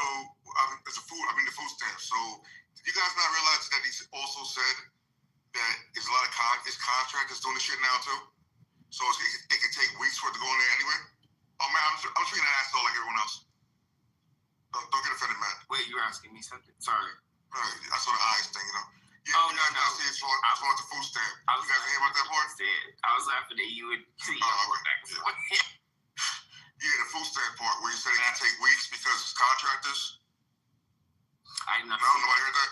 I didn't see that. I know he's withholding funds, but I didn't know about that part. And just like I said from day one, irregardless, he's gonna say it's a fucking technical issue, and that's what it's gonna fucking be. Haitian, remember? Haitian, you have been on point of that. Haitian, I want to tell you, I don't know if I said it the other night, but I don't know if many people were in here to hear it. But our Republican governor, who has kissed Trump's ring many times and will continue to do so, declared an emergency in the state so that he could release funds. The legislature asked him to do it, and he did it expeditiously to fund people in Alaska. So other governors may follow suit. I don't know. Remember that he initially said that, it was initially said that the funding was there, but because the government was shut down, they didn't have the people to allocate the funds the way they should have been allocated. So in the meantime, they was trying to use as leverage allocating those funds, possibly, air quotes, that is, utilizing other workers. So all they've been doing is playing a huge game with people's lives hanging literally in the balance. But even though the judges has now told him that he has to release those funds, of course, in Project 2025, one of the levers of government that was supposed to fall is the judicial branch. So, I mean, it's just going to be eventually up to somebody to just drag him up out of that office using is it the 25th Amendment or whatever that is? Yeah. I'm going to tell y'all what I think is happening with this money for real. I have a sneaky suspicion that this money was spent somewhere else. That's what I'm thinking. And they can't come up with a way. Maybe, Omari, let me finish. I know you've been on here all day. I just got back because I have a life in Vegas over here. I'm in residence here now. If you didn't know, hadn't heard, I'll be here. Just come on and see the show. But I wonder. A part of my brain wonders, where is that money? I'm like that. I just think. I don't think it's that the money's not there. Like me personally, right? He's playing games. At the end of the day, it doesn't make a difference to him. So whether he got the order from the judge, people thinking he got an L from that. No, again, all he has to do is buy time and say this shit is not working with infrastructure, and then he's gonna put it in the contractor's hands. And since that part is contracted out, so he has no fucking control over it. But I can't believe how many smart people in this room miss little fucking details. That's because you got that brain that actually sees things like Jimmy Neutron. I mean, I am smart too. I never heard anything about the contractor issue. I only heard that he was intentionally withholding funds and said he doesn't have to pay. That's all I heard about it. But I wanted to bring up something else. So Matt, I'm sorry, I didn't get to finish my point. Finish it now. It's just 20 seconds. So one, shutdown done by Monday. Number two, Massey and Marjorie Taylor Greene will be the two new faces of the Republican Party because they called this in advance, and we're going to be very loud about it. Go back on mute now. Well, no, you don't have to. I agree with you. I don't agree with you about Monday, but regarding the shutdown. But I do agree with you that those two are going to be the face. I think that Thomas Massey is going to embarrass the living fuck out of Trump. And I actually had another prediction with a high probability, but I wanted to share that I see Thomas Massey, if he sees potentially he's going to lose his seat for re-election, I see him pissing Trump off and running for Senate in Kentucky. I definitely did. Against Scott Jennings if Scott runs. Scott Jennings is a loser. I know that people think he's going to do something in Kentucky, but he's a loser. Cameron is the one that's going to currently win the primary against the black guy, the governor. The black guy, yeah, he has the most. He's the name ID. He is literally in every poll. like 10, 20 points ahead of everyone else. That man is going to be the nominee. And at this point, and this is something I was talking about in the other room, I firmly believe that Bashir needs to just bow out and try and be president and run for Senate, because you're not going to win at this point after what we just saw in Prop 50 in one fucking Orange County in San Diego being a bellwether in California. It's clear it's going to be President Newsom. I think we all need to just accept that. I was talking to Goat about it and your mom about it. We all three agree now we can absolutely see Gavin Newsom winning Pennsylvania. So I think that some of these people need to kind of pack it on up. It's time for Kamala to stop trying to tease us. Just do the Kingsmaker stuff you were talking about in your book. It's time for others to figure it out as well. And like Gretchen Whitmer, she just needs to run for fucking Senate in Michigan to save us from Haley Stevens and being losers against Mike Rogers for the rematch. That's another bold prediction. And I also wanted to say one last thing. And by the way, CEO, just so you know, go disagree with me. We will be winning next year Maine, North Carolina, Iowa, Ohio, and Alaska. If Potola runs, we will win Alaska. We gotta put that on. We will have a D plus 11 year as our floor. Our ceiling will be around D plus 15. This is not just my math. This is math from pretty much everyone who has looked at the data from the special elections and over performances. And now tonight, adding to that data, we already had the D plus 11 to 15 as just what data shows. People are still saying, oh, it could be D plus 9, but the reality is we're probably somewhere between those two figures. I'm looking forward to tonight's data. Mikey Sherrill just won in New Jersey. She received the most votes for a candidate for governor in New Jersey in history in their state.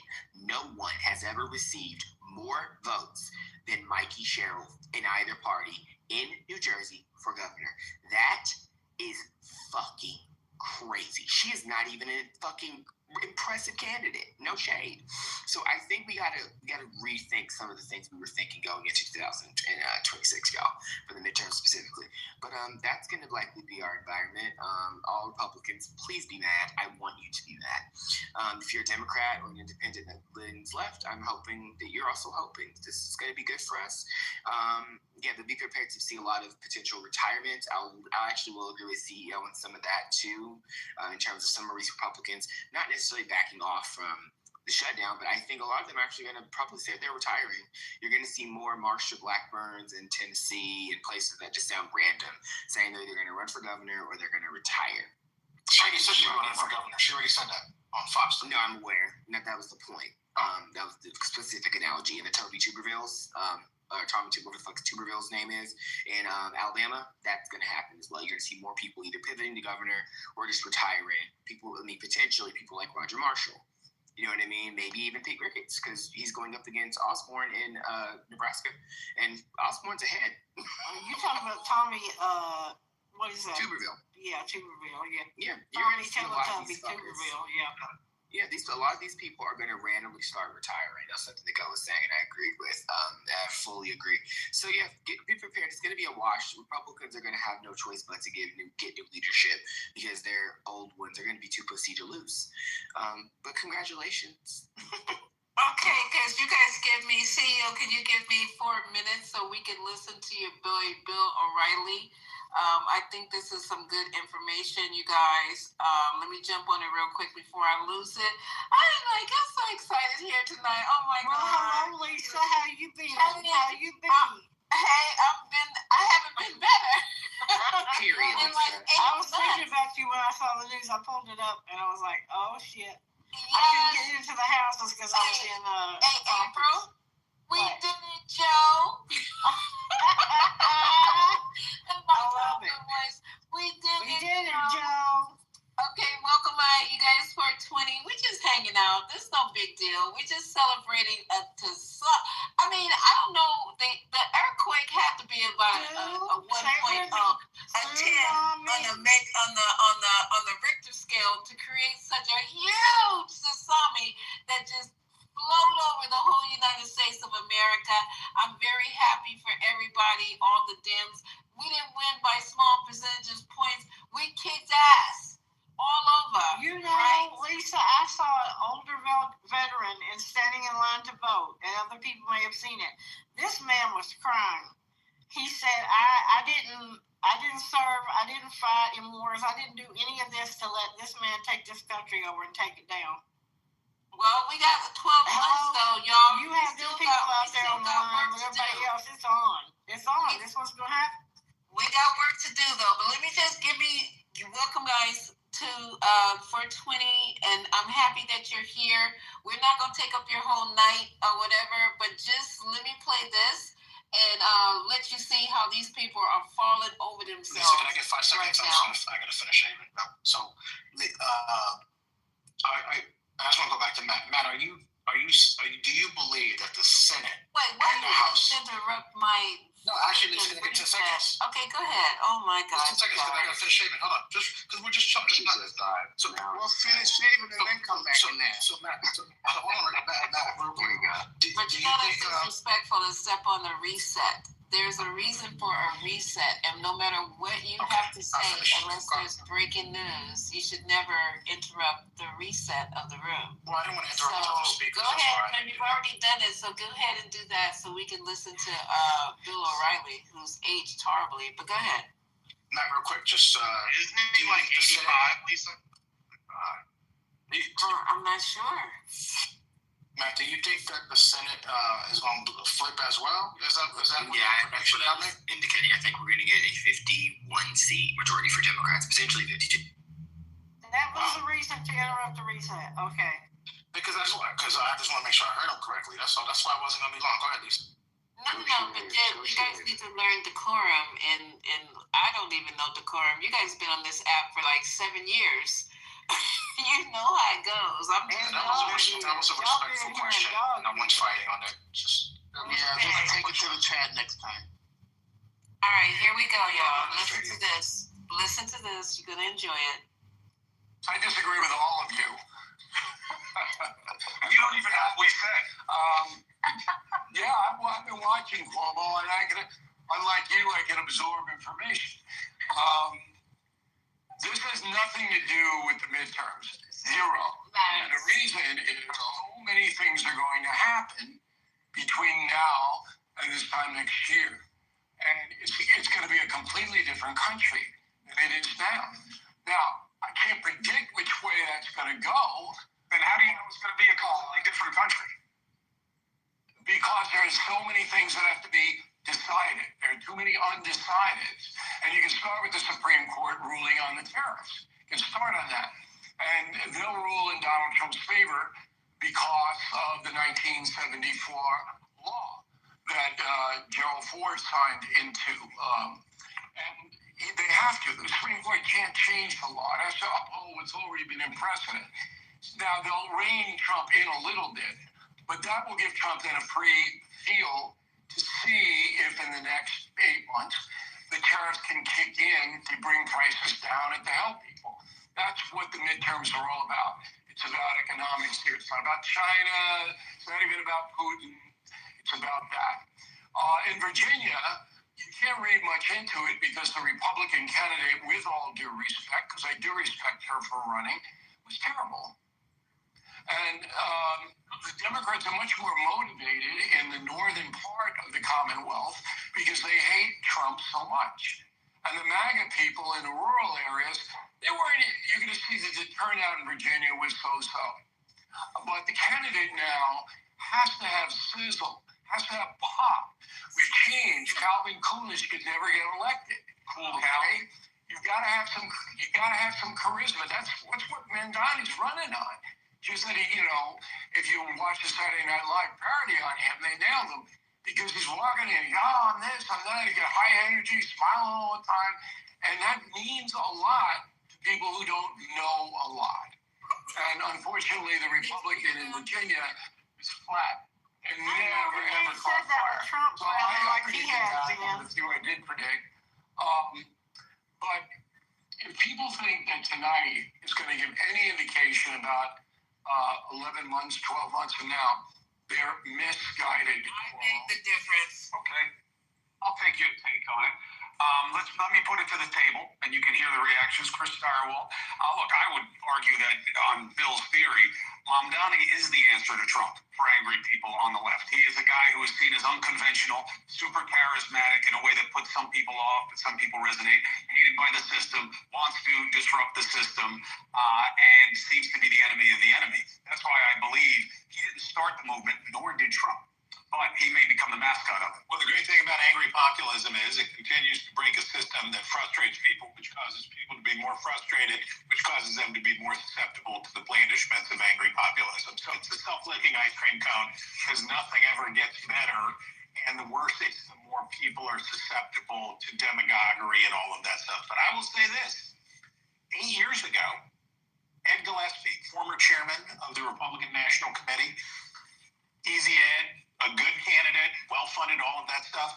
He got 45% of the vote in Virginia, running for governor. Winston Earl Sears is getting what?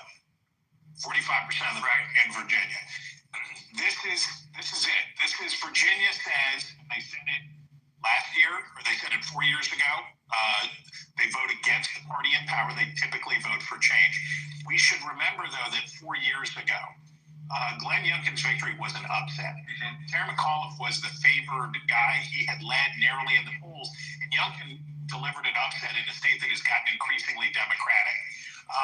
But I don't think Winston Earl Sears is doing a bad job. She's just getting the share of the vote that a Republican was going to probably get in Virginia no matter what. Thank you for watching. Subscribe below and download our News Nation app right now on your phone. And I totally disagree. He's talking about this has nothing to do with the midterms. I think this is just the beginning. And I think they're putting that out there now to like calm you guys down. It's how they cope, Lisa. It's a coping mechanism. Lisa, just for history, historically speaking, this is a bellwether for the midterm. So he's a fat, nasty, white line bitch. Thank you. I was like, how can you even open up your old ass? Well, no, be nice. How can you even, Bill O'Reilly, okay, says this has nothing to do with the midterms? What the? And then he goes, and he already called the voting populace dumb. They love to call us dumb. Listen, all right? he talked about how Mom Donnie's acting. That's Trump. Trump acted like a clown the whole goddamn time and is the president twice. Pardon my French. I know you ain't up here talking about somebody showboating and acting like a clown. You really can't be. Child, it's gonna be tomorrow. Their hair is on fire. It's still gonna be burning tomorrow. All these MAGAs and Republicans, and they throwing that black woman under the bus, and we got chastised. Well, what black women made history tonight, Lisa? First black woman mayor in the history of Detroit, first black woman mayor in the history of Albany. They can be pissed all they motherfucking want. Black women. No, we're talking about the Republican one who lost. Wait, Matt, Albany? Yeah, Albany, they throwing her ass under the bus real quick. Albany just elected their first black female mayor. Yes. Yay. And so did Detroit in this 366-year history. So these motherfuckers can kick rocks. And there are several that won, and there's one that won in Mississippi. They just got rid of the supermajority for Mississippi Republicans. Tonight, Democrats did in a quiet ass race. They just won in fucking Georgia. They won by 25 points, a fucking statewide election tonight in Georgia. Right? I saw them registration booths during the No Kings rally. Did some good. It's over for these fucking Republicans. And Lisa, just to mention, for all of the forecasters who break down the data, based off of all of the specials this year, we are projected to be anywhere between a D+11 and D+15 midterm next year. Just to put that in perspective, you guys, we were in a D+8 midterm year in 2018 when we won. How many seats was that? 40 seats in the House? These people were set to outpace all of their redistricting. These Republicans are pissed, scared, and angry. And I'm going to say this too, Lisa. It's going to be President Newsom in 28. The same. Yeah, it is. It's done. It's going to be President Newsom. The same astrologer, Lisa, that predicted Trump in 2016. Biden in 2020. This is before Biden even ran. Trump in 2016, Biden in 2020, Trump again in 24 is predicting it is going to be Newsom in 28. And they were explaining it all, that he's having an incredible night on the night of the election, and J.D. Vance is having an absolute terrible night on the night of the election. So it won't be Trump running in 28. It will be Vance, and he will lose. So I'm looking forward to it. Data also now shows us this is fact because they have now started showing us polling that shows that in all swing states, Gavin Newsom is up. What the fuck is going on. What's the Pennsylvania numbers on that? The Pennsylvania number, it was 5249. That's what I saw. Yeah, so, and he's been inching slowly up because it's been JD Vance, right? I just saw polls last week that shows now Newsom is the one that would win all the swing states. Wow. Yeah, I don't think for a second he can win Pennsylvania. I know what y'all are saying, but that's fine. The makeup of that state, a California guy, that's a really tall one. I mean, Kamala almost won it. She had more time. She would have won. California, yeah. Yeah, I don't agree with that, but I mean, the data shows it's not true. But I'm just reading it and seeing it. I mean, looking at what you saw, the 3 justices. I mean, they just won re-election tonight for 10 more years. The 3 liberal Supreme Court justices in Pennsylvania. So what are we talking about? And then there was also an overperformance. The same fucking county that said Trump, that were holding up votes for Trump in 2020, they just overperformed for a Democrat for the first time ever. A Democrat's never won that county, and they just won tonight. It's done. Trump, all these bitches, it's over. It's done. Move on. Y'all can need to find something else to stick on. It's Democrats' time now, babe. We're back to 2018. Be mad about it. Or go to Russia. You don't want to be fascist. Man, hold up. Lisa. Yo, what's his name? Vivek?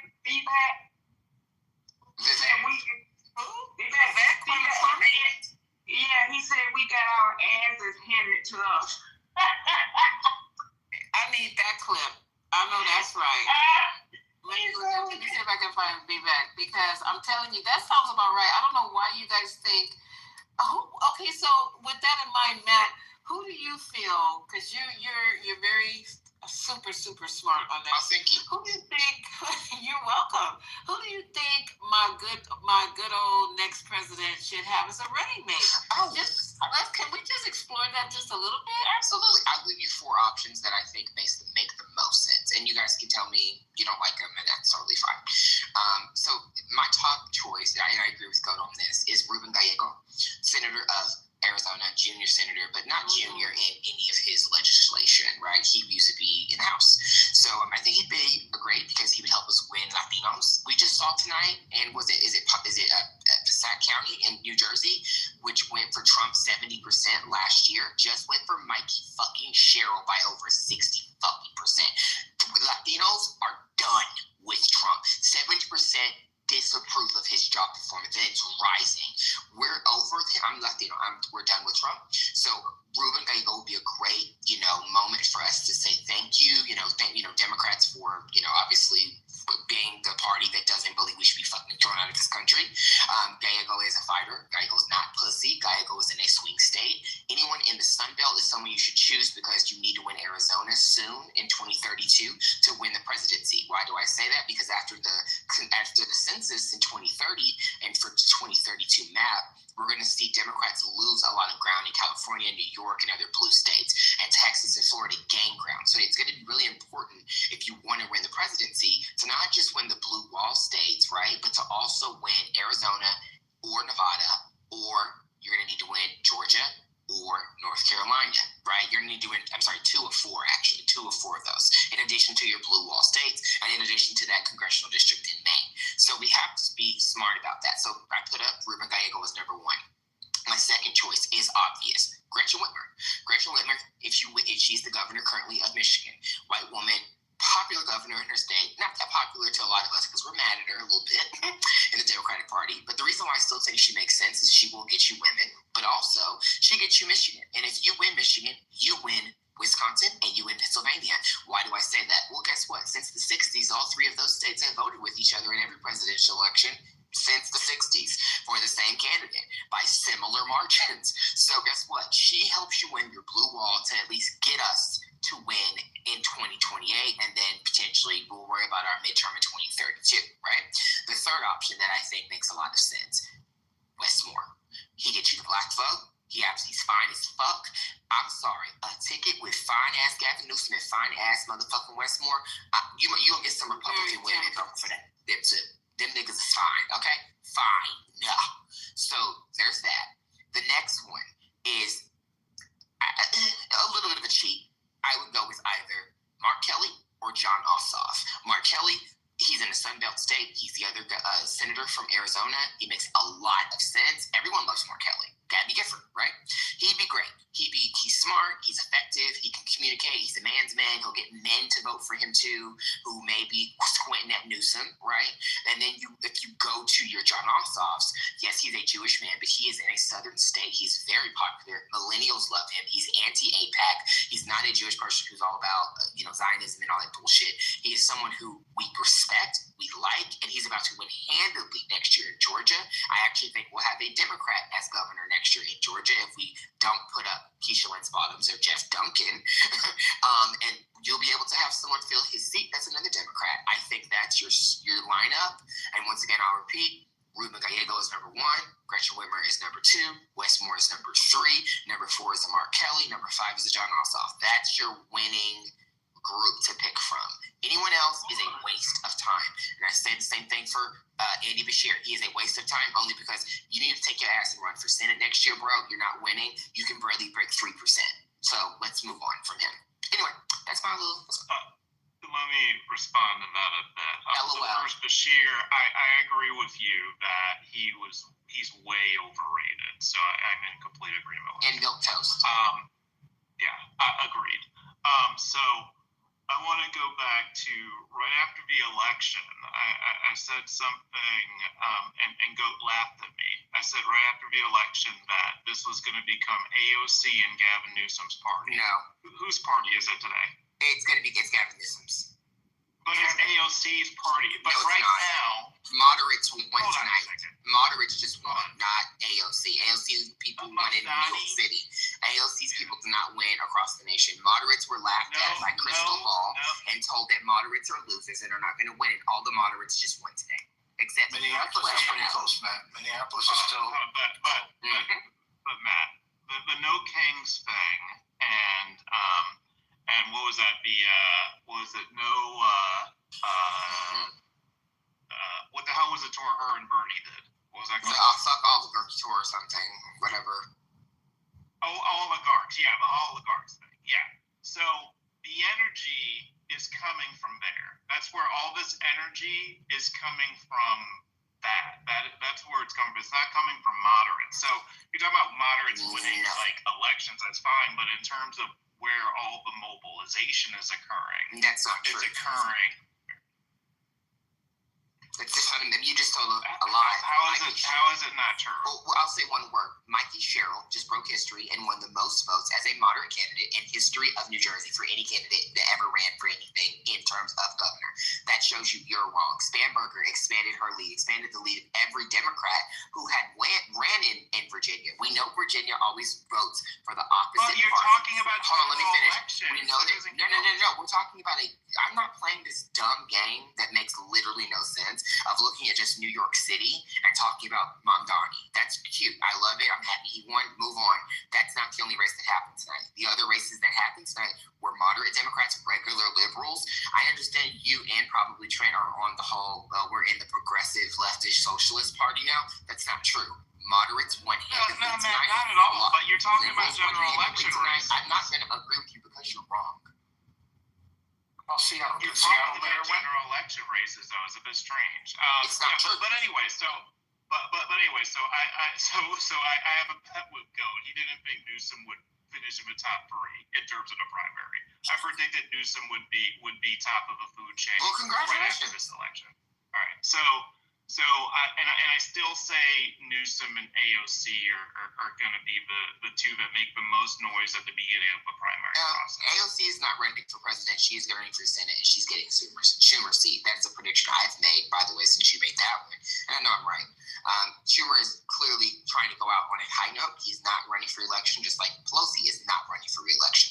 So I think we can move on from that. As soon as we see Schumer announce his retirement, I think we could probably move on from some of this nonsense about AOC running for president. She would not win shit, and actually she would hurt his ticket. Any poli-sci major with a brain would advise Newsom to not make it her. Anyone I would wasn't suggesting she be the running mate.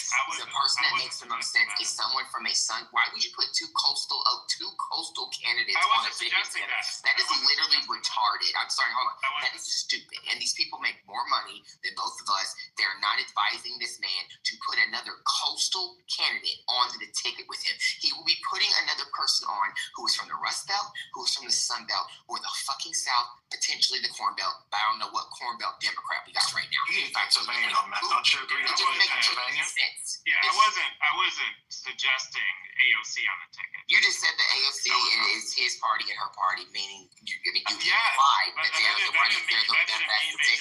That doesn't mean they should run together. You just implied that, though. Am I slow? Did anyone else catch the implication? No. I was saying that in terms of a primary, I think we'll have the most energy. I don't think he's not going to be in a primary. That would be wild. He will. So I agree partially with you. She will not run. She will not waste money doing that. She'll tank her image. You running and then being a loser and then trying to, you can still win in New York, but if Schumer decides, she's running for the presidency, well, then I'm definitely not retiring. Like, that's just gonna continue with Schumer. No, and we're tired of him, even if we're happy with things he does right now. We want him to just retire. That's why you have people challenging Ed over in motherfucking Massachusetts. That's why you have people saying it's time for some of y'all to sit the fuck down, right? And we respect you, I hear you. Pelosi, etc. Yeah, I think she will run for president. So we'll obviously be. I think she will run for president. Progressive to you, CEO, and to other Republicans is just wanting people to have fucking health care. Correct. That's progressive and scary. At this point, y'all are not. You're playing illusion. Y'all are illusion. You really are. I don't think you can win without Pennsylvania. Why not bring up Shapiro? So I have a Shapiro theory, and y'all are not gonna like it. Shapiro is not going to win because he is too funded by AIPAC. He's not getting young people out. He's going to run. Oh, absolutely, he's going to run. He's not going to win the primary, and then what he's going to do is he's going to challenge McCormick for his seat, and he's going to win and flip that seat blue. That is what's going to happen with Shapiro. That's my prediction. Very much, I will not leave that prediction because I'm sorry, Shapiro. It literally is as bad as Bashir and his odds. He's not winning the primary. Would he be a smart pick in general because he can get Pennsylvania? Absolutely. But he is not going to clear the primary. He's not getting past a lot of these other states. Niggas don't fuck with that man. I'm sorry, they don't. And the young folks don't fuck with him. And that's just going to get us another election where we have a turnout issue of 15 million people not showing up. Because I don't suspect with dumb fuck Donnie in office and BB, him trying to help BB with this corruption nonsense and him get reelected, I don't suspect that shit's going to end. I don't suspect any of this drama and fighting with unfortunately them abusing and murdering Palestinians to end. We're going to continue with this fuck AIPAC consensus as a country, as Democrats. Sorry, you're not one. I'm sorry, I am. As Democrats, and you're not going to put up someone like him. If you're, as I mentioned, if you're going to put someone up who is Jewish, and I am a Jewish person, you're going to put up John Ossoff for VP. You're not putting up Shapiro. Shapiro is going to be opportunist and he's going to run because we know Shapiro, right? He was telling Kamala, let's pick out drapes and shit during his interview with her for VP. We know who Shapiro is. He ain't gonna fucking win, bro. He ain't. So let's just think logically. Put him in the Senate, let him do his job. Same with Bashir. Go to the Senate, nigga, and help us fucking flip Kentucky, at least get one of those goddamn seats. So, yeah. Yeah, so now in terms of who I think, if Newsom gets a nomination, the only person from your list I think he will heavily consider is Gallegos. So I get that one. I think he's going to try to find somebody who's going to do well on the podcast sphere because he understands that's essentially what it's going to take. That would be the highest level of value a VP could get for him is to be viral. He's the one that's going to go on the podcast, though. That's the thing. This is where I disagree with you. Newsom thinks he's the podcast guy. He thinks he's the one that has the podcast value because he's the one that has the podcast. Newsom's not going to go try to find a Pete Buttigieg to be VP because Pete's great in interviews and he could go to Jubilee and argue with 20-year-olds. No, he is going to be the podcast guy. He's going to be on Joe Rogan. He's going to have a moment with Joe Rogan. That's why he's baiting Joe Rogan on Twitter right now to have him on the show. I agree, man, 100%. CEO, but I'm very smart and I'm not dumb. And but you see how J.D. Vance helped Trump in that way, though? As well. That's not the point. The point is that Newsom is the podcast bro. He thinks he is. He does not need to then add that to his ticket. He needs to add to his ticket what he doesn't have. He's a quote-unquote coastal establishment elite from fucking California. Yes, that's cool in some ways and bad in a lot of others, for especially the Rust Belt. He is going to want to get someone who can, like I said before, attract the Rust Belt, the Sun Belt, or the Corn Belt. And more than likely, it will be the Rust Belt, which is why I said Gretchen Whitmer's sitting right there. The reason why I would put Gallego above her is because, one, he is Latino, the thing Democrats image the most, the voting bloc. My nigga, that is what we need to win. And the Sun Belt we need to win. We need to win in Arizona. So guess what? He's going to be ahead of Whitmer. And then you're going to put Whitmer right below because with the three states that are the blue wall, they always vote together. Why would you not put her? And she is a woman. And you have a party that is very female. I'm sorry. I'm not a Democratic strategist. I definitely could be one. This is not novel information. I'm glad you're a Republican, though, because this is bad advice. No shame. I'm not a Republican, by the way.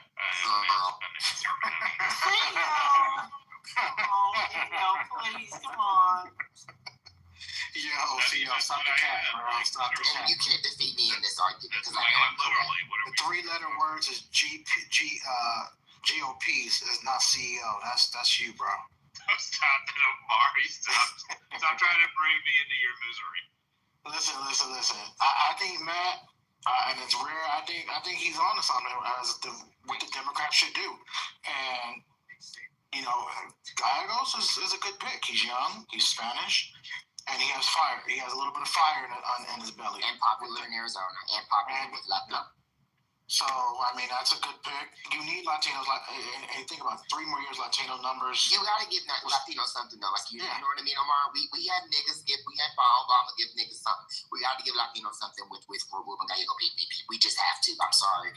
We owe it to Latinos, and with all the shit that's going on, it makes the most sense to show as a country, also to the rest of the world, we are no longer doing that shit in this country, that ice catching bullshit. Like, we have, it says so many things, not just in a virtue signal, but just you have to do it like you do. It's the smartest pick. It's right there in front of you. They know they've hemorrhaged the votes from Latinos.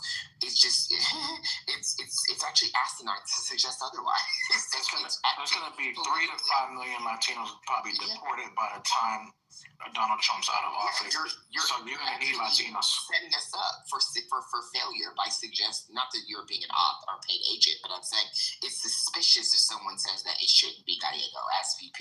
It is actually quite suspicious because, unless you just black and then you want Westmore, because Westmore's fine. And I like it. I think we'll get more bang on our buck by going with the Latino, Hispanic, or whatever you're saying, because they're the biggest voting bloc right now. We'd be crazy. Thank you, Lisa.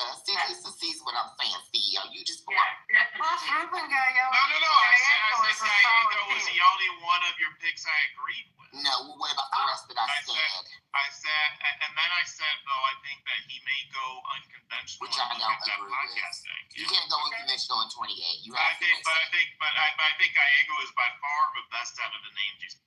Why would you not say Whitmer is number 2? Give me the reasons, because that makes no sense to me. Yeah, Big Gretch is doing a good job right now. I don't know, CEO. Come on. Because they don't like her. Republicans do not like her, especially. Actually, I think she's really good. So she's won Michigan by a lot. She actually picked up ground for Democrats in Michigan. I don't think we should do a woman.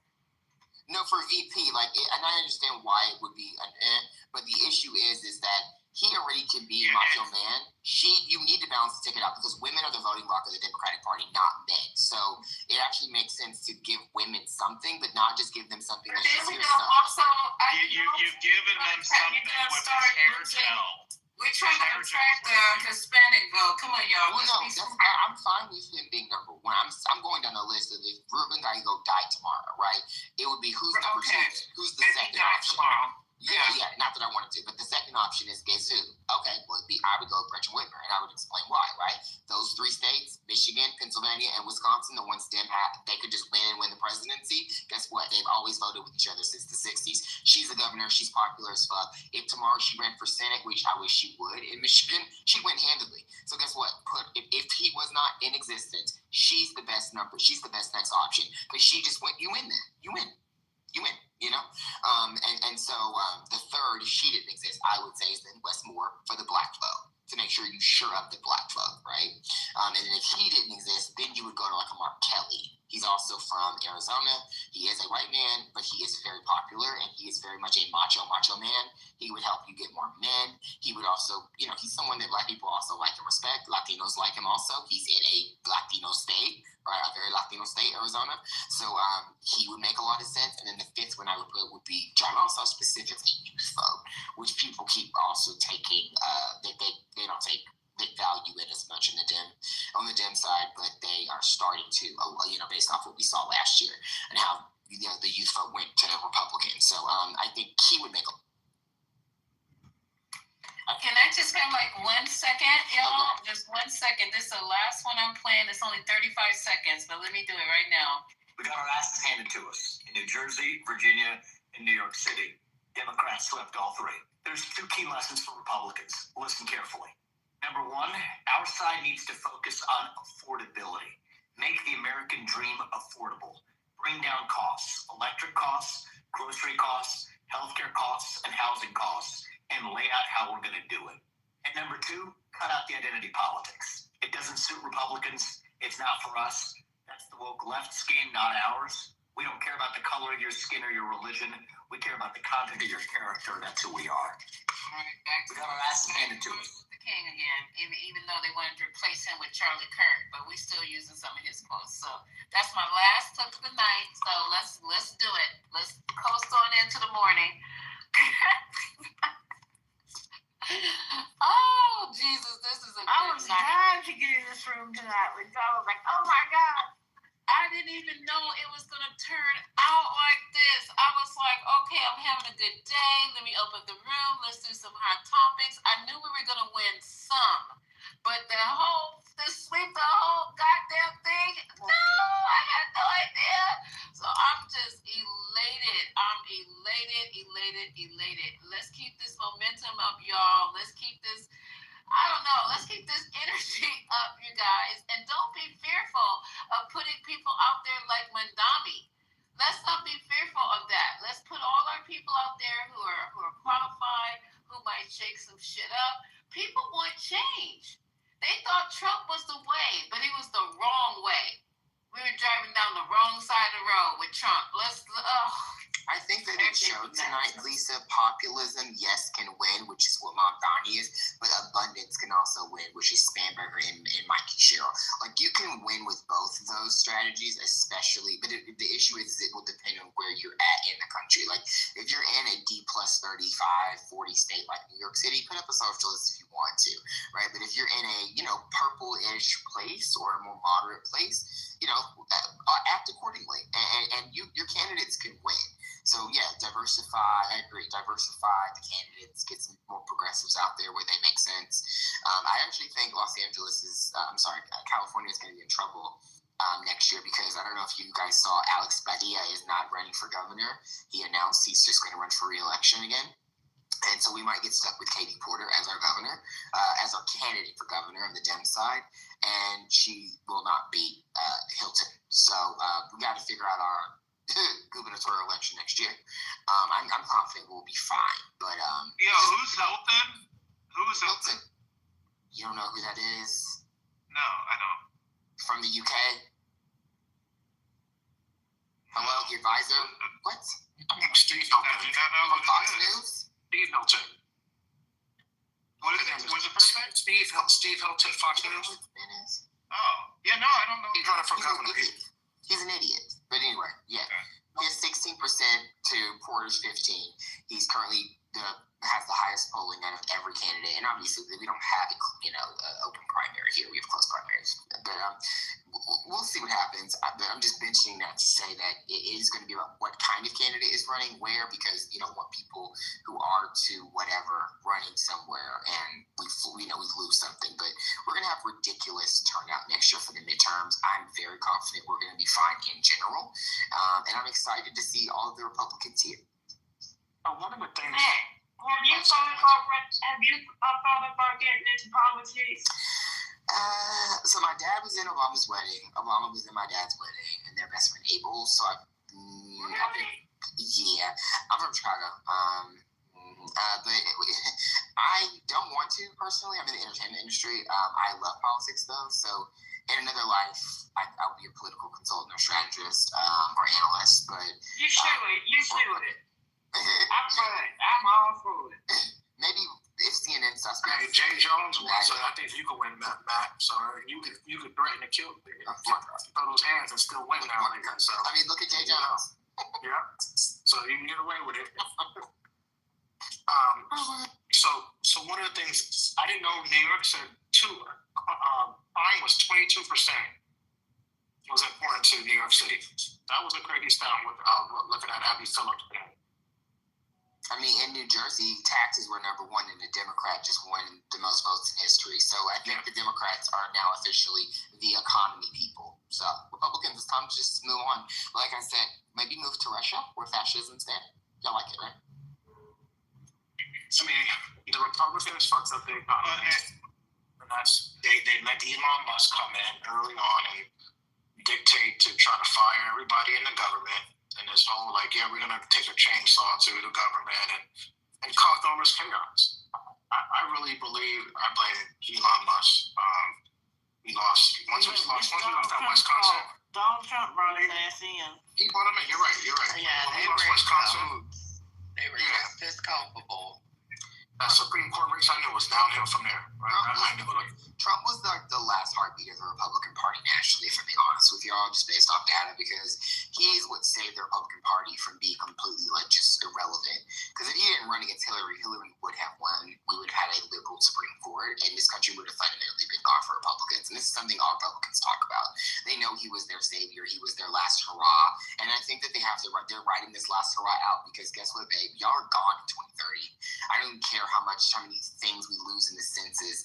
Y'all's party is going to be so fucking ridiculously reprehensible from the public's just viewpoint that it will be very difficult for you guys to win again. That's why you have to rig seats and gerrymander, and why we have to countermander your bullshit. So enjoy your last hurrah of bullshit as conservatives. When the 2030s come, then it's like y'all are going to be an afterthought. Y'all are going to be an embarrassment. We talked about this. People will be embarrassed to say they were MAGA. They're going to be it will just not happen. So enjoy this last bit of time to where you can wear your MAGA hats, have your little I voted Republican stickers on your little cars, and soccer moms driving the kids to school. They will never own it. You'll never find anybody to say they voted. Exactly. See, nobody wants to be associated with this train wreck. Exactly, Lisa. Girl, I agree. They don't want to be associated with kids not eating, because once people find out who you are, and you stopped people from, especially during this period of time, November, December, and this was the worst time. Party is denying food. That's the face. This was the worst fucking time to make people talking on me. You'll never, ever be able to live this down. This is such a win, and I'm telling you, Democrats who are all in office right now, I don't know where you are tonight. I don't know what you're doing, but if you don't fucking take this layup and dunk the fuck out of this shit, it's a wrap. It's a wrap for me, because we got so much we can campaign on, so much ground we can use, so much. And if we don't get out there and start talking the talk, walking the walk, and being all mandamis and shit wrapped into one, I'm done, y'all. I'm done. But people are, Lisa. People are out here doing so much. I mean, Have you seen the little library things people have in their neighborhoods? You know, they'll put that little thing up there and put some books in it. Yes. Oh, yeah, that's a People lot are of putting food in it. People are putting food in it for their neighbors and their friends.